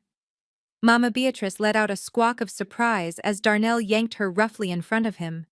He hooked his arm around her neck, pulling her back against his chest, so hard her feet dragged on the linoleum. He used his own mother, the woman who had lied for him, stolen for him, and assaulted me for him, as a human shield. "Back off," Darnell screamed, his voice cracking with terror. "I will snap her neck, I swear to God I will do it." "Mama." Beatrice clawed at his arm, her eyes bulging. "Darnell, baby, what are you doing?" "It is Mama. Let me go." "Shut up," he roared in her ear, tightening his grip until she gagged. "You wanted the money, didn't you? You wanted the house. Well, help me get out of here." I watched the scene with a cold detachment that surprised even me. This was the man she had worshipped. This was the golden child she had placed on a pedestal while treating me like dirt. And in the end, he was willing to sacrifice her without a second of hesitation to save his own skin. It was the ultimate betrayal, a poetic justice so dark, it was almost nauseating to witness. The lead agent didn't flinch. He didn't lower his weapon. He simply signaled to his team with a subtle hand movement. Two agents flanked Darnell from the sides, moving into his blind spots, while the lead kept his attention focused forward. "Mr. Williams, let her go," the agent said calmly. "There is nowhere to run. The building is secured. I am not going to jail." Darnell shouted, spit flying from his lips. "I am not going back." "You are right about one thing, Darnell," I said, my voice cutting through the tension. "You aren't going to jail. You are going to federal prison. And you are going to be there for a very, very long time." He looked at me, his distraction fatal. In that split second of lost focus, the agent to his right lunged. He didn't go for Darnell. He grabbed Mama Beatrice's arm and yanked her down and away with a force that sent her sprawling across the floor. At the same instant, the second agent tackled Darnell, driving a shoulder into his midsection. Darnell hit the wall hard, the air leaving his lungs in a whoosh. He tried to fight, swinging wild punches, but he was outmatched. Three agents were on him, instantly pinning his limbs, forcing his face into the floor. The sound of zip ties being cinched tight was the sweetest music I had ever heard. "Get off me," he howled, thrashing against the weight of the law. "You can't do this. I know my rights." I stepped forward, moving through the sea of agents like a captain inspecting her troops. The room was secure. Vance was cuffed. Becky was being pulled to her feet, weeping silently. Mama Beatrice was sitting on the floor, rubbing her bruised neck, staring at her son, with a look of shattered heartbreak that almost made me feel pity. Almost. "Check them for devices." I ordered the nearest agent, my voice ringing with authority. "I want every phone, every tablet, and every laptop. Secure the cloud backups immediately." An agent moved to Becky, who was clutching her purse to her chest. "Hand it over, ma'am." Becky looked at me, her eyes pleading. "Keisha, please. My photos. My texts. Kevin will see everything." I know, I said simply. That is the point. The agent took the bag. Another agent collected the iPad Mama Beatrice had dropped, sealing it in an evidence bag. Darnell's phone was pulled from his pocket, the screen still glowing with a text notification from his bookie. I walked over to where Darnell lay pinned to the floor. An agent had his knee on Darnell's back, keeping him immobile. Darnell craned his neck to look up at me, his face pressed against the cold tile, blood from his earlier head wound smearing on the floor. He looked pathetic. He looked small, but his eyes still burned with that defiant, delusional arrogance. "You think you won?" He spat, blood bubbling on his lips. "You haven't won anything. You are my wife, Keisha. You can't testify against me. Spousal privilege. I know the law. Everything I told you is confidential. You can't use any of it in court." He started to laugh, a wheezing, desperate sound. "You are smart, but you forgot the basics, baby. You can't send your own husband to prison. The judge will throw it all out." I crouched down so I was eye level with him. I wanted him to see my face. I wanted him to see that there was no fear left. Only the absolute certainty of the person holding the winning hand. "You are right, Darnell," I said softly. "Spousal privilege is a powerful thing. It protects communication between a husband and wife. It is a sacred legal bond." His grin widened, bloody and grotesque. "See, you wasted your time." "But there is a catch," I continued, my voice hardening. "Spousal privilege only applies if the marriage is valid." His grin faltered. "What?" I reached into my jacket pocket and pulled out a folded document. It wasn't a warrant. It wasn't an indictment. It was a copy of a marriage license application from 5 years ago. "I ran your prints this morning," I said. "While you were playing dead, I was running a full biometric scan on the coffee cup you left in the kitchen. It turns out Darnell Williams doesn't exist. He is a ghost. A synthetic identity created 7 years ago using a stolen social security number from a deceased child in Ohio." Darnell stopped struggling. He went completely still. "Your real name is Marcus Tyrell," I said, savoring each syllable. "You are a fugitive from Chicago. You are wanted for wire fraud, identity theft, and bigamy. You have 2 other wives in Illinois and Wisconsin that you never bothered to divorce before you married me." Becky gasped loudly. Mama Beatrice put her head in her hands and began to wail. "So you see, Marcus," I said, standing up and towering over him. "We were never legally married. Our contract is void ab initio. Null from the beginning. Which means I am not your wife. I am just the federal agent who caught you. And I can testify to every single thing you said, every single thing you did, and every single dollar you stole. Spousal privilege doesn't apply to strangers." The color drained from his face, leaving him looking like the corpse he had pretended to be earlier. The fight went out of him. He slumped against the floor, defeated by the weight of his own lies. "Get him out of here," I told the agents. They hauled him to his feet. He couldn't stand on his own. His legs were like jelly. They had to drag him, his expensive sneakers squeaking against the floor, the toes dragging behind him.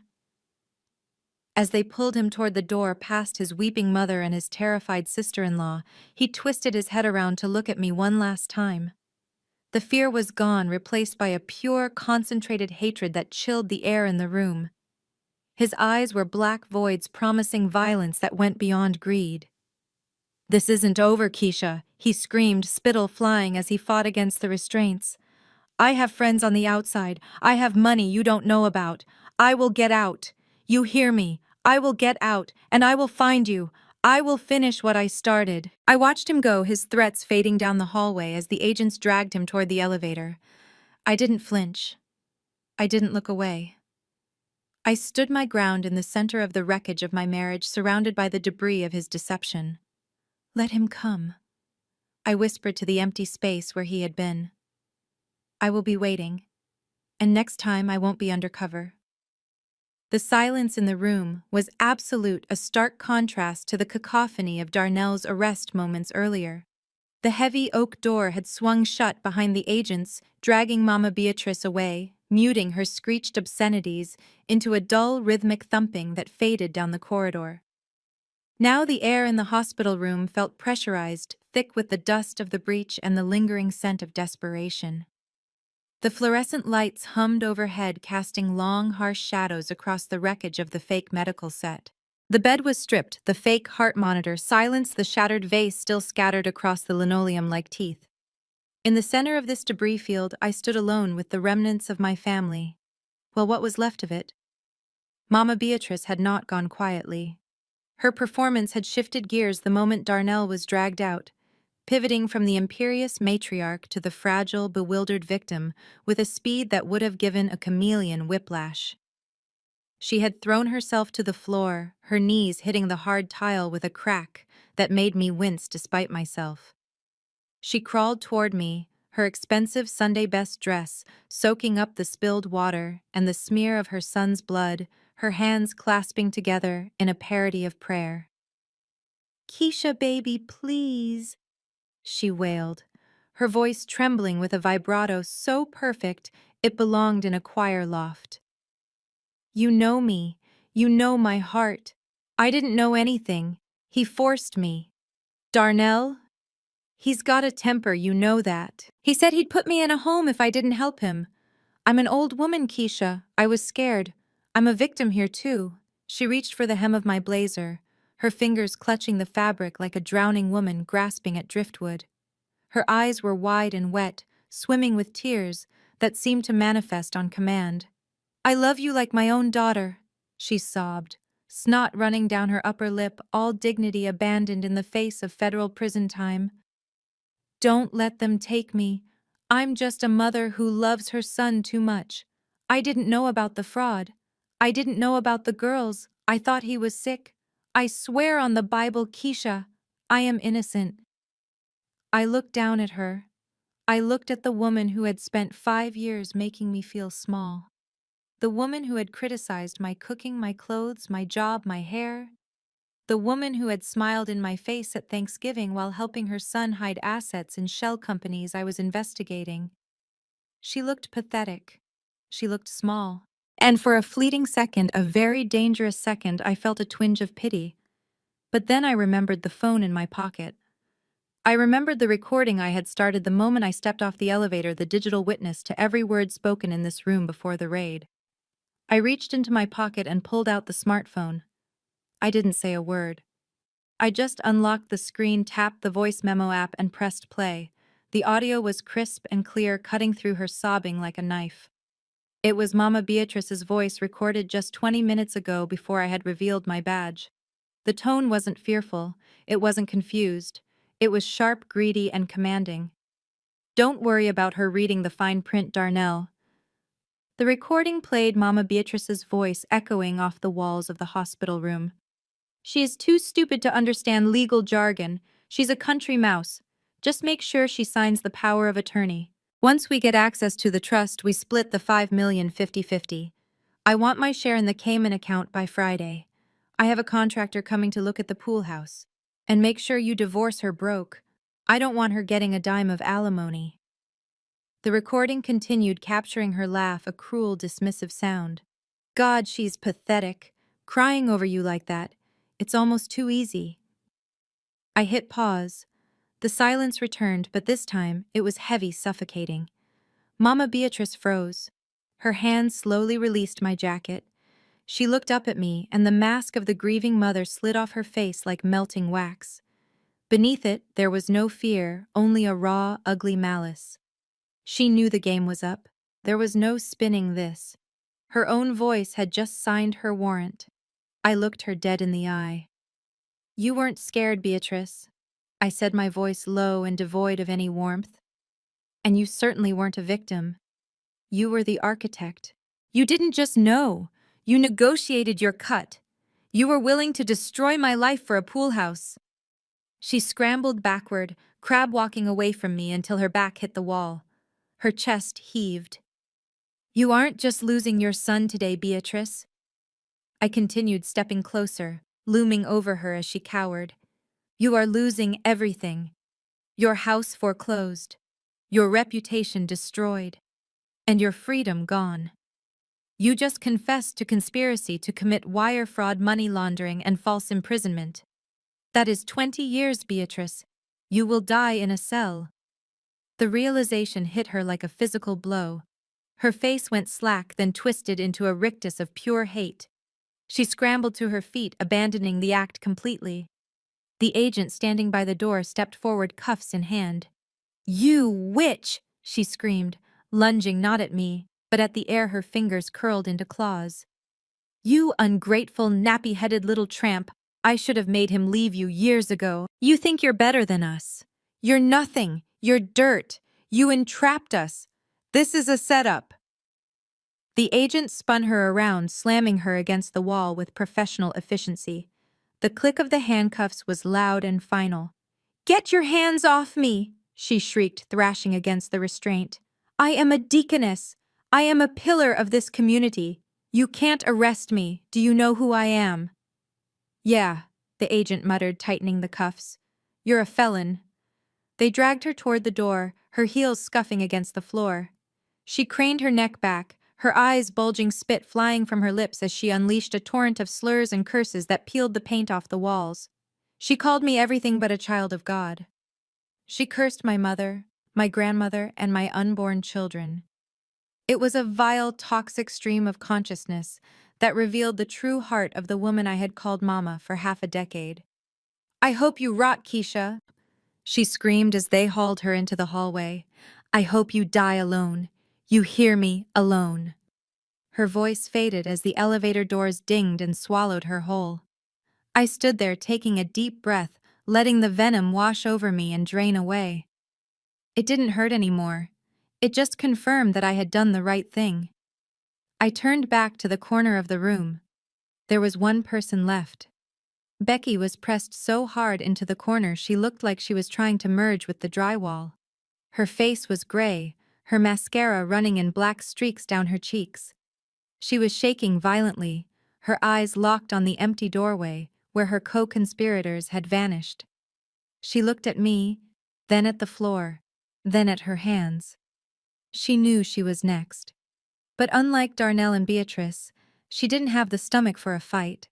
She was a follower, a parasite who had attached herself to the wrong host. And now the host was dead. "Keisha," she whispered, her voice barely audible. "Please, Kevin, please. He doesn't know." I walked over to where her Chanel bag lay on the floor, the leather torn from Darnell's earlier frenzy. I picked it up and held it out to her. "I know," I said softly, "but he is about to find out." Becky was vibrating with a frantic energy that made her look like a glitch in the Matrix. She was huddled in the far corner of the room, her back pressed against the sterile white wall, her hands fumbling with her phone as if it were a live grenade she was trying to defuse. Her thumbs flew across the screen, tap, tap, tap, delete, confirm, delete, confirm. She was trying to erase history, trying to scrub away the digital footprints of her betrayal before the world caught up to her. Her eyes were wide and darting, flicking between me and the open door, calculating an escape route that didn't exist. "It is too late, Becky," I said, my voice calm, almost conversational. I walked toward her, not rushing, just closing the distance with the inevitable momentum of a glacier. She let out a small, strangled yelp and dropped the phone. It clattered to the floor screen up, glowing with the delete conversation prompt. She scrambled to pick it up, her nails scrabbling against the tile, but I was faster. I snatched the device from the floor before her fingers could make contact. "Give it back!" she shrieked, lunging for me. "That is private property. You can't take that." I held the phone out of her reach, looking down at her with a mixture of pity and disgust. "Private property?" I asked, raising an eyebrow. "Becky, honey, you connected to the hospital's guest Wi-Fi network 20 minutes ago to check your Instagram. Do you know who monitors that network during a federal sting operation?" She froze, her mouth opening and closing like a fish out of water. "My technical team," I answered for her. "They mirrored your device the second you logged on. Every text, every email, every photo, every deleted message. It is all sitting on a secure server in Quantico right now.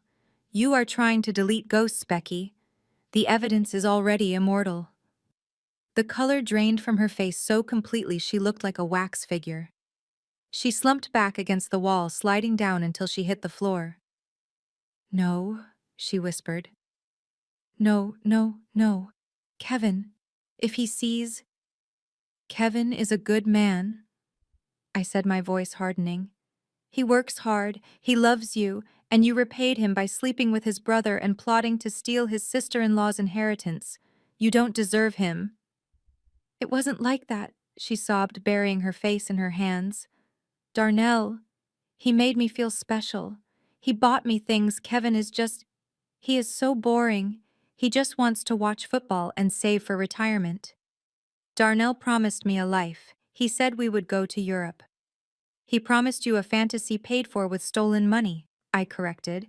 And now the bill is due. Just then a commotion erupted in the hallway. The sound of running footsteps, heavy and frantic, echoed off the walls. A man burst into the room, his chest heaving, his face pale and slick with sweat. It was Kevin, Darnell's younger brother, the only decent man in a family of vipers. He was wearing his postal uniform, still dusty from his route, his eyes wide with confusion and fear. "Keisha," he gasped, scanning the room. "I got a call. Someone said there was a raid. Where is Mom? Where is Darnell? Is everyone okay?" He looked at me, then at Becky cowering on the floor, then at the shattered vase and the bloodstains on the linoleum. His confusion deepened into horror. "Becky, what happened? Are you hurt?" He rushed toward her, his instinct to protect kicking in. "Baby, talk to me. Why are you crying?" Becky looked up at him, her eyes filled with a terror that had nothing to do with federal agents. She scrambled backward, pushing herself away from his reaching hands. "Kevin, wait. Let me explain." "Explain what?" Kevin asked, looking around wildly. "Why are the police here? Why is Keisha holding your phone?" I stepped forward. I didn't want to do this. Hurting Kevin was the only part of this day that brought me no joy. But he deserved to know. He deserved to be free of the rot that had infected his life. "Kevin," I said softly, "I am so sorry you have to find out like this." "Find out what?" he asked, turning to me. "Keisha, what is going on? Did Darnell do something?" "Darnell did a lot of things," I said. "He is in custody. He is going to prison for a long time. Fraud, money laundering, attempted murder." Kevin staggered back as if I had punched him. "Attempted murder? Who?" "Me," I said. "He tried to kill me when he realized the scam was up." "Oh my God," Kevin whispered, running a hand through his hair. "And Mom?" "She helped him," I said. "She is in custody too." Kevin looked like he was going to be sick. He looked at Becky again, desperate for comfort, for a denial, for something to hold on to. "And Becky, was she here? Did he hurt her?" I looked at Becky. She was shaking her head frantically, mouthing, "No, no, no," at me, begging me to keep her secret, begging me to let her keep living her lie. I looked down at the phone in my hand. The screen had gone dark. I tapped it, bringing up the last conversation she had tried to delete. It was a text thread with Darnell timestamped from this morning, just before I arrived at the hospital. I walked over to Kevin and held the phone out to him. "She wasn't a victim, Kevin," I said gently. "She was an accomplice." "What?" Kevin stared at the phone as if it were a snake. "Take it," I said. "Read the texts from today, and then scroll back to last week. Look at the photos from Miami." Kevin's hand shook as he took the phone. He looked at Becky one last time, giving her a chance to speak, to explain, to save herself. But she just sobbed, unable to form words. He looked down at the screen. I watched his eyes move as he read. I watched the confusion turn to disbelief, then to shock, and finally to a heartbreak so profound it was painful to witness. "He is almost dead, baby," he read aloud, his voice trembling. "Just get the bitch to sign and we are free. I booked the tickets to Paris for next week. Leaving Kevin will be the best day of my life." He scrolled. He saw the photos. Selfies of Becky and Darnell in a hotel bed. Texts about how boring Kevin was. Jokes about spending Kevin's savings on champagne. Plans to empty their joint account before running away. The silence in the room was heavier than the door that had been kicked in. Kevin lowered the phone slowly. He looked at Becky, but the love that had been in his eyes moments ago was gone. It had been extinguished, snuffed out like a candle in a hurricane. In its place was a cold, empty void. "Paris," he whispered. "You were going to leave me for Darnell, my brother. Kevin, please." Becky choked out, reaching for his leg. We were just talking, I didn't mean it, I love you." "Don't," Kevin said, stepping back out of her reach. "Don't you dare say that word." He looked at the phone in his hand, then at the wedding band on his finger, a simple gold band he had worn for 3 years. He had worked double shifts to buy her the ring she wanted. He had defended her when Mama Beatrice criticized her cooking. He had loved her with everything he had. He gripped the ring and twisted it. It was tight, stuck on his knuckle, but he didn't care. He yanked it off skin, tearing slightly, not flinching at the pain.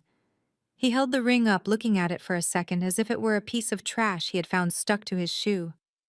"You wanted him," Kevin said, his voice flat and dead. "You wanted his money, his life."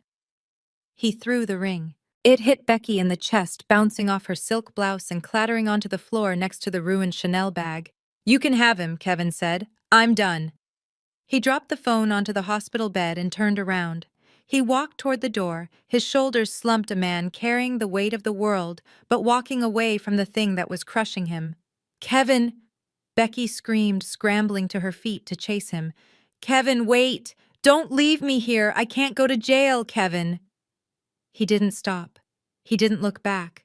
He walked out of the room, past the federal agents, past the wreckage of his family, and kept walking until he disappeared into the hallway. Becky collapsed in the doorway, wailing his name, reaching out to empty air. But he was gone. And for the first time in her life, she was truly, completely alone. I watched her for a moment, feeling nothing but a grim satisfaction. The house of cards had fallen. The rats had turned on each other. And the only thing left to do was sweep up the mess.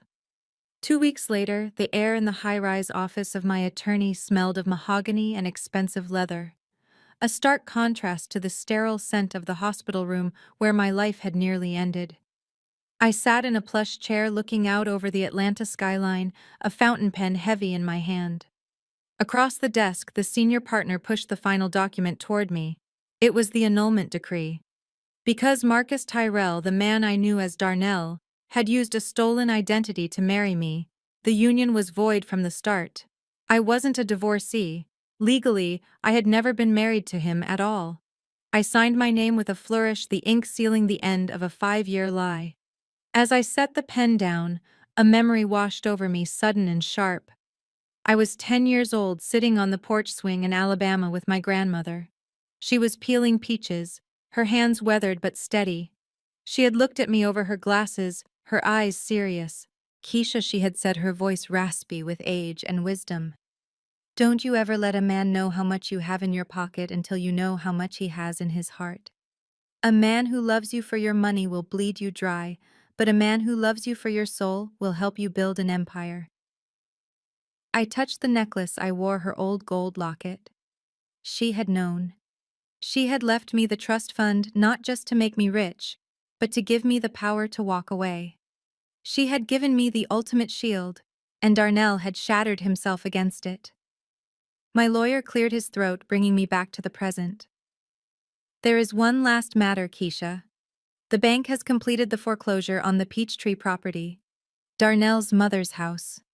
Since you hold the lien through the shell company we used to buy the debt, the deed is yours. The real estate agents are suggesting a quick flip. The market is hot." I looked at the photo of the colonial mansion, the house Mama Beatrice had prized above her own dignity. It was a symbol of their greed, a monument to their arrogance. I picked up the photo. "No," I said softly. "We aren't selling it." The lawyer raised an eyebrow. "You want to live there?" "God, no," I laughed, a genuine sound. "I want to donate it, transfer the deed to the Safe Haven Network. I want it retrofitted as a transitional shelter for women escaping domestic violence and financial abuse. I want the house that greed built to become a fortress for women who need to find their own strength." Make sure the plaque on the front reads, The Jasmine Center. The lawyer smiled, noting it down. Done. And speaking of Jasmine, my phone buzzed on the desk. It was a number I didn't recognize, but I had a feeling. I answered. The voice on the other end was thick with tears. Keisha, it is Jasmine, the nurse. I just wanted to let you know. The hospital board met this morning. They fired me. Violation of patient privacy protocols. I don't regret it. I just wanted you to know I'm okay, but I might be moving back to my mom's place in Macon for a while. My heart clenched. She had lost her livelihood to save my life. Stay where you are, Jasmine, I said firmly. Don't pack a single box. Meet me at the Grind in Midtown in 1 hour. 1 hour later, I walked into the coffee shop. It was a small, eclectic place, the kind where struggling artists and students congregated. Jasmine was sitting in a booth in the back, wearing a hoodie and looking at the classified ads in a newspaper. She looked young, tired, and defeated. She had saved a federal agent from being murdered, and her reward was a termination slip. I didn't wave. I walked straight to her table and sat down. She jumped, knocking over a sugar packet. Keisha, she breathed. You look amazing. I was wearing a tailored white suit, my hair pressed and styled, my makeup flawless. I looked like the CEO. I was not the victim she had found in the supply closet. I slid a thick cream-colored envelope across the scratched wooden table. What is this? She asked, eyeing it warily. Open it, I commanded gently. She tore the seal. Inside was a check for $50,000. Her hands flew to her mouth. No, she whispered, pushing it back. No, Keisha. I didn't do it for money. I did it because it was right. I can't take this. It feels dirty. I reached out and stopped her hand. It isn't payment, Jasmine. Look at the other paper. She pulled out the second sheet. It was a contract on heavy watermarked bond paper. Employment agreement. Position Director of Partner Relations. Salary $120,000 a year, plus full benefits and stock options. She stared at it, her eyes scanning the words as if they were written in a foreign language. I don't understand. I'm a nurse. I don't know anything about finance. I leaned forward. I don't need you to know finance. I have 20 Ivy League graduates who can crunch numbers. I have analysts who can trace a wire transfer through 6 countries. But do you know what they lack? They lack gut instinct. They lack the ability to look at a situation and know in their bones that something is wrong. I tapped the table. You saw a family that looked perfect to everyone else, and you saw the cracks. You risked everything on a feeling. I am opening a private security and investigation firm specializing in marriage fraud and financial abuse. I need someone who can look a client in the eye and tell me if they are telling the truth. I need someone brave enough to pull the fire alarm when the building is burning. I need you. Jasmine looked up at me, tears spilling over her lashes. But I got fired. I smiled. You got fired for breaking the rules to do the right thing. That is exactly the kind of employee I want. She let out a sob that was half laugh, half cry. Yes, she choked out. Yes. When do I start? Right now, I said. I stood up and held out my hand. We have work to do. She stood and took my hand. 2 black women standing in a coffee shop, one a survivor, one a savior, now partners. We squeezed each other's hands, a silent pact of sisterhood that was stronger than any contract. 6 months later, the Fulton County Courthouse was surrounded by media vans. The trial of Marcus Tyrell, formerly known as Darnell Williams, had become the sensation of Atlanta. The charges were a laundry list of white-collar nightmares, wire fraud, identity theft, money laundering, and, thanks to my testimony, attempted murder of a federal officer. Inside the courtroom was packed. Darnell had insisted on representing himself, a final act of narcissism that was proving to be his undoing. He stood at the defense table in an ill-fitting orange jumpsuit, his head shaved, his charisma stripped away, to reveal the hollow man beneath. He looked tired. He looked desperate. He paced in front of the jury box, ranting about conspiracies, about how I had entrapped him, about how he was a legitimate businessman who had been targeted by the deep state. It was rambling, incoherent, and pathetic. Then it was my turn. I didn't walk to the witness stand as a victim. I walked up as an expert witness. I wore my badge on my belt. I carried a laser pointer and a stack of charts. Agent Williams, the prosecutor asked, "Can you explain to the jury what we are looking at in Exhibit C?" I turned to the large screen. I didn't look at Darnell. I looked at the data. This spreadsheet details the flow of funds from the Shell Corporation, Prestige Holdings, into the defendant's personal crypto wallets. I explained, my voice cool and clinical.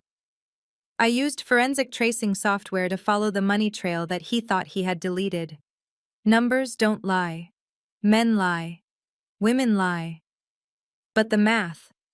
The math is eternal. For 2 hours I dissected his life. I showed the jury the hotels, the handbags, the fake medical records.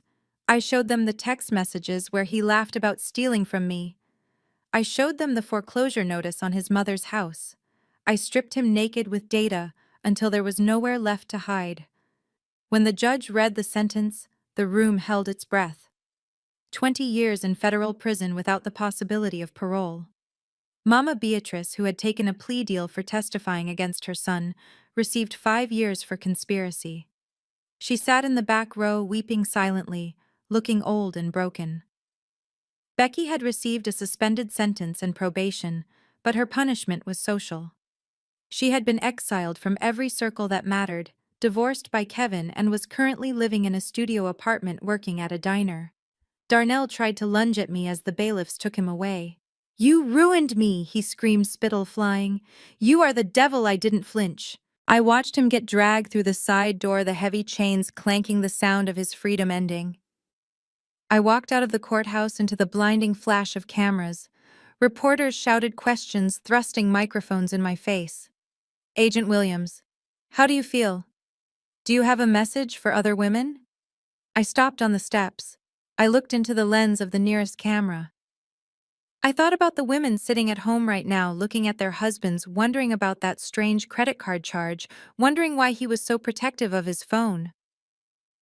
"Women are not ATM machines," I said, my voice carrying over the crowd. "We are not insurance policies. We are not safety nets for mediocre men who want to play king. They mistake our kindness for weakness. They think because we love hard we are soft."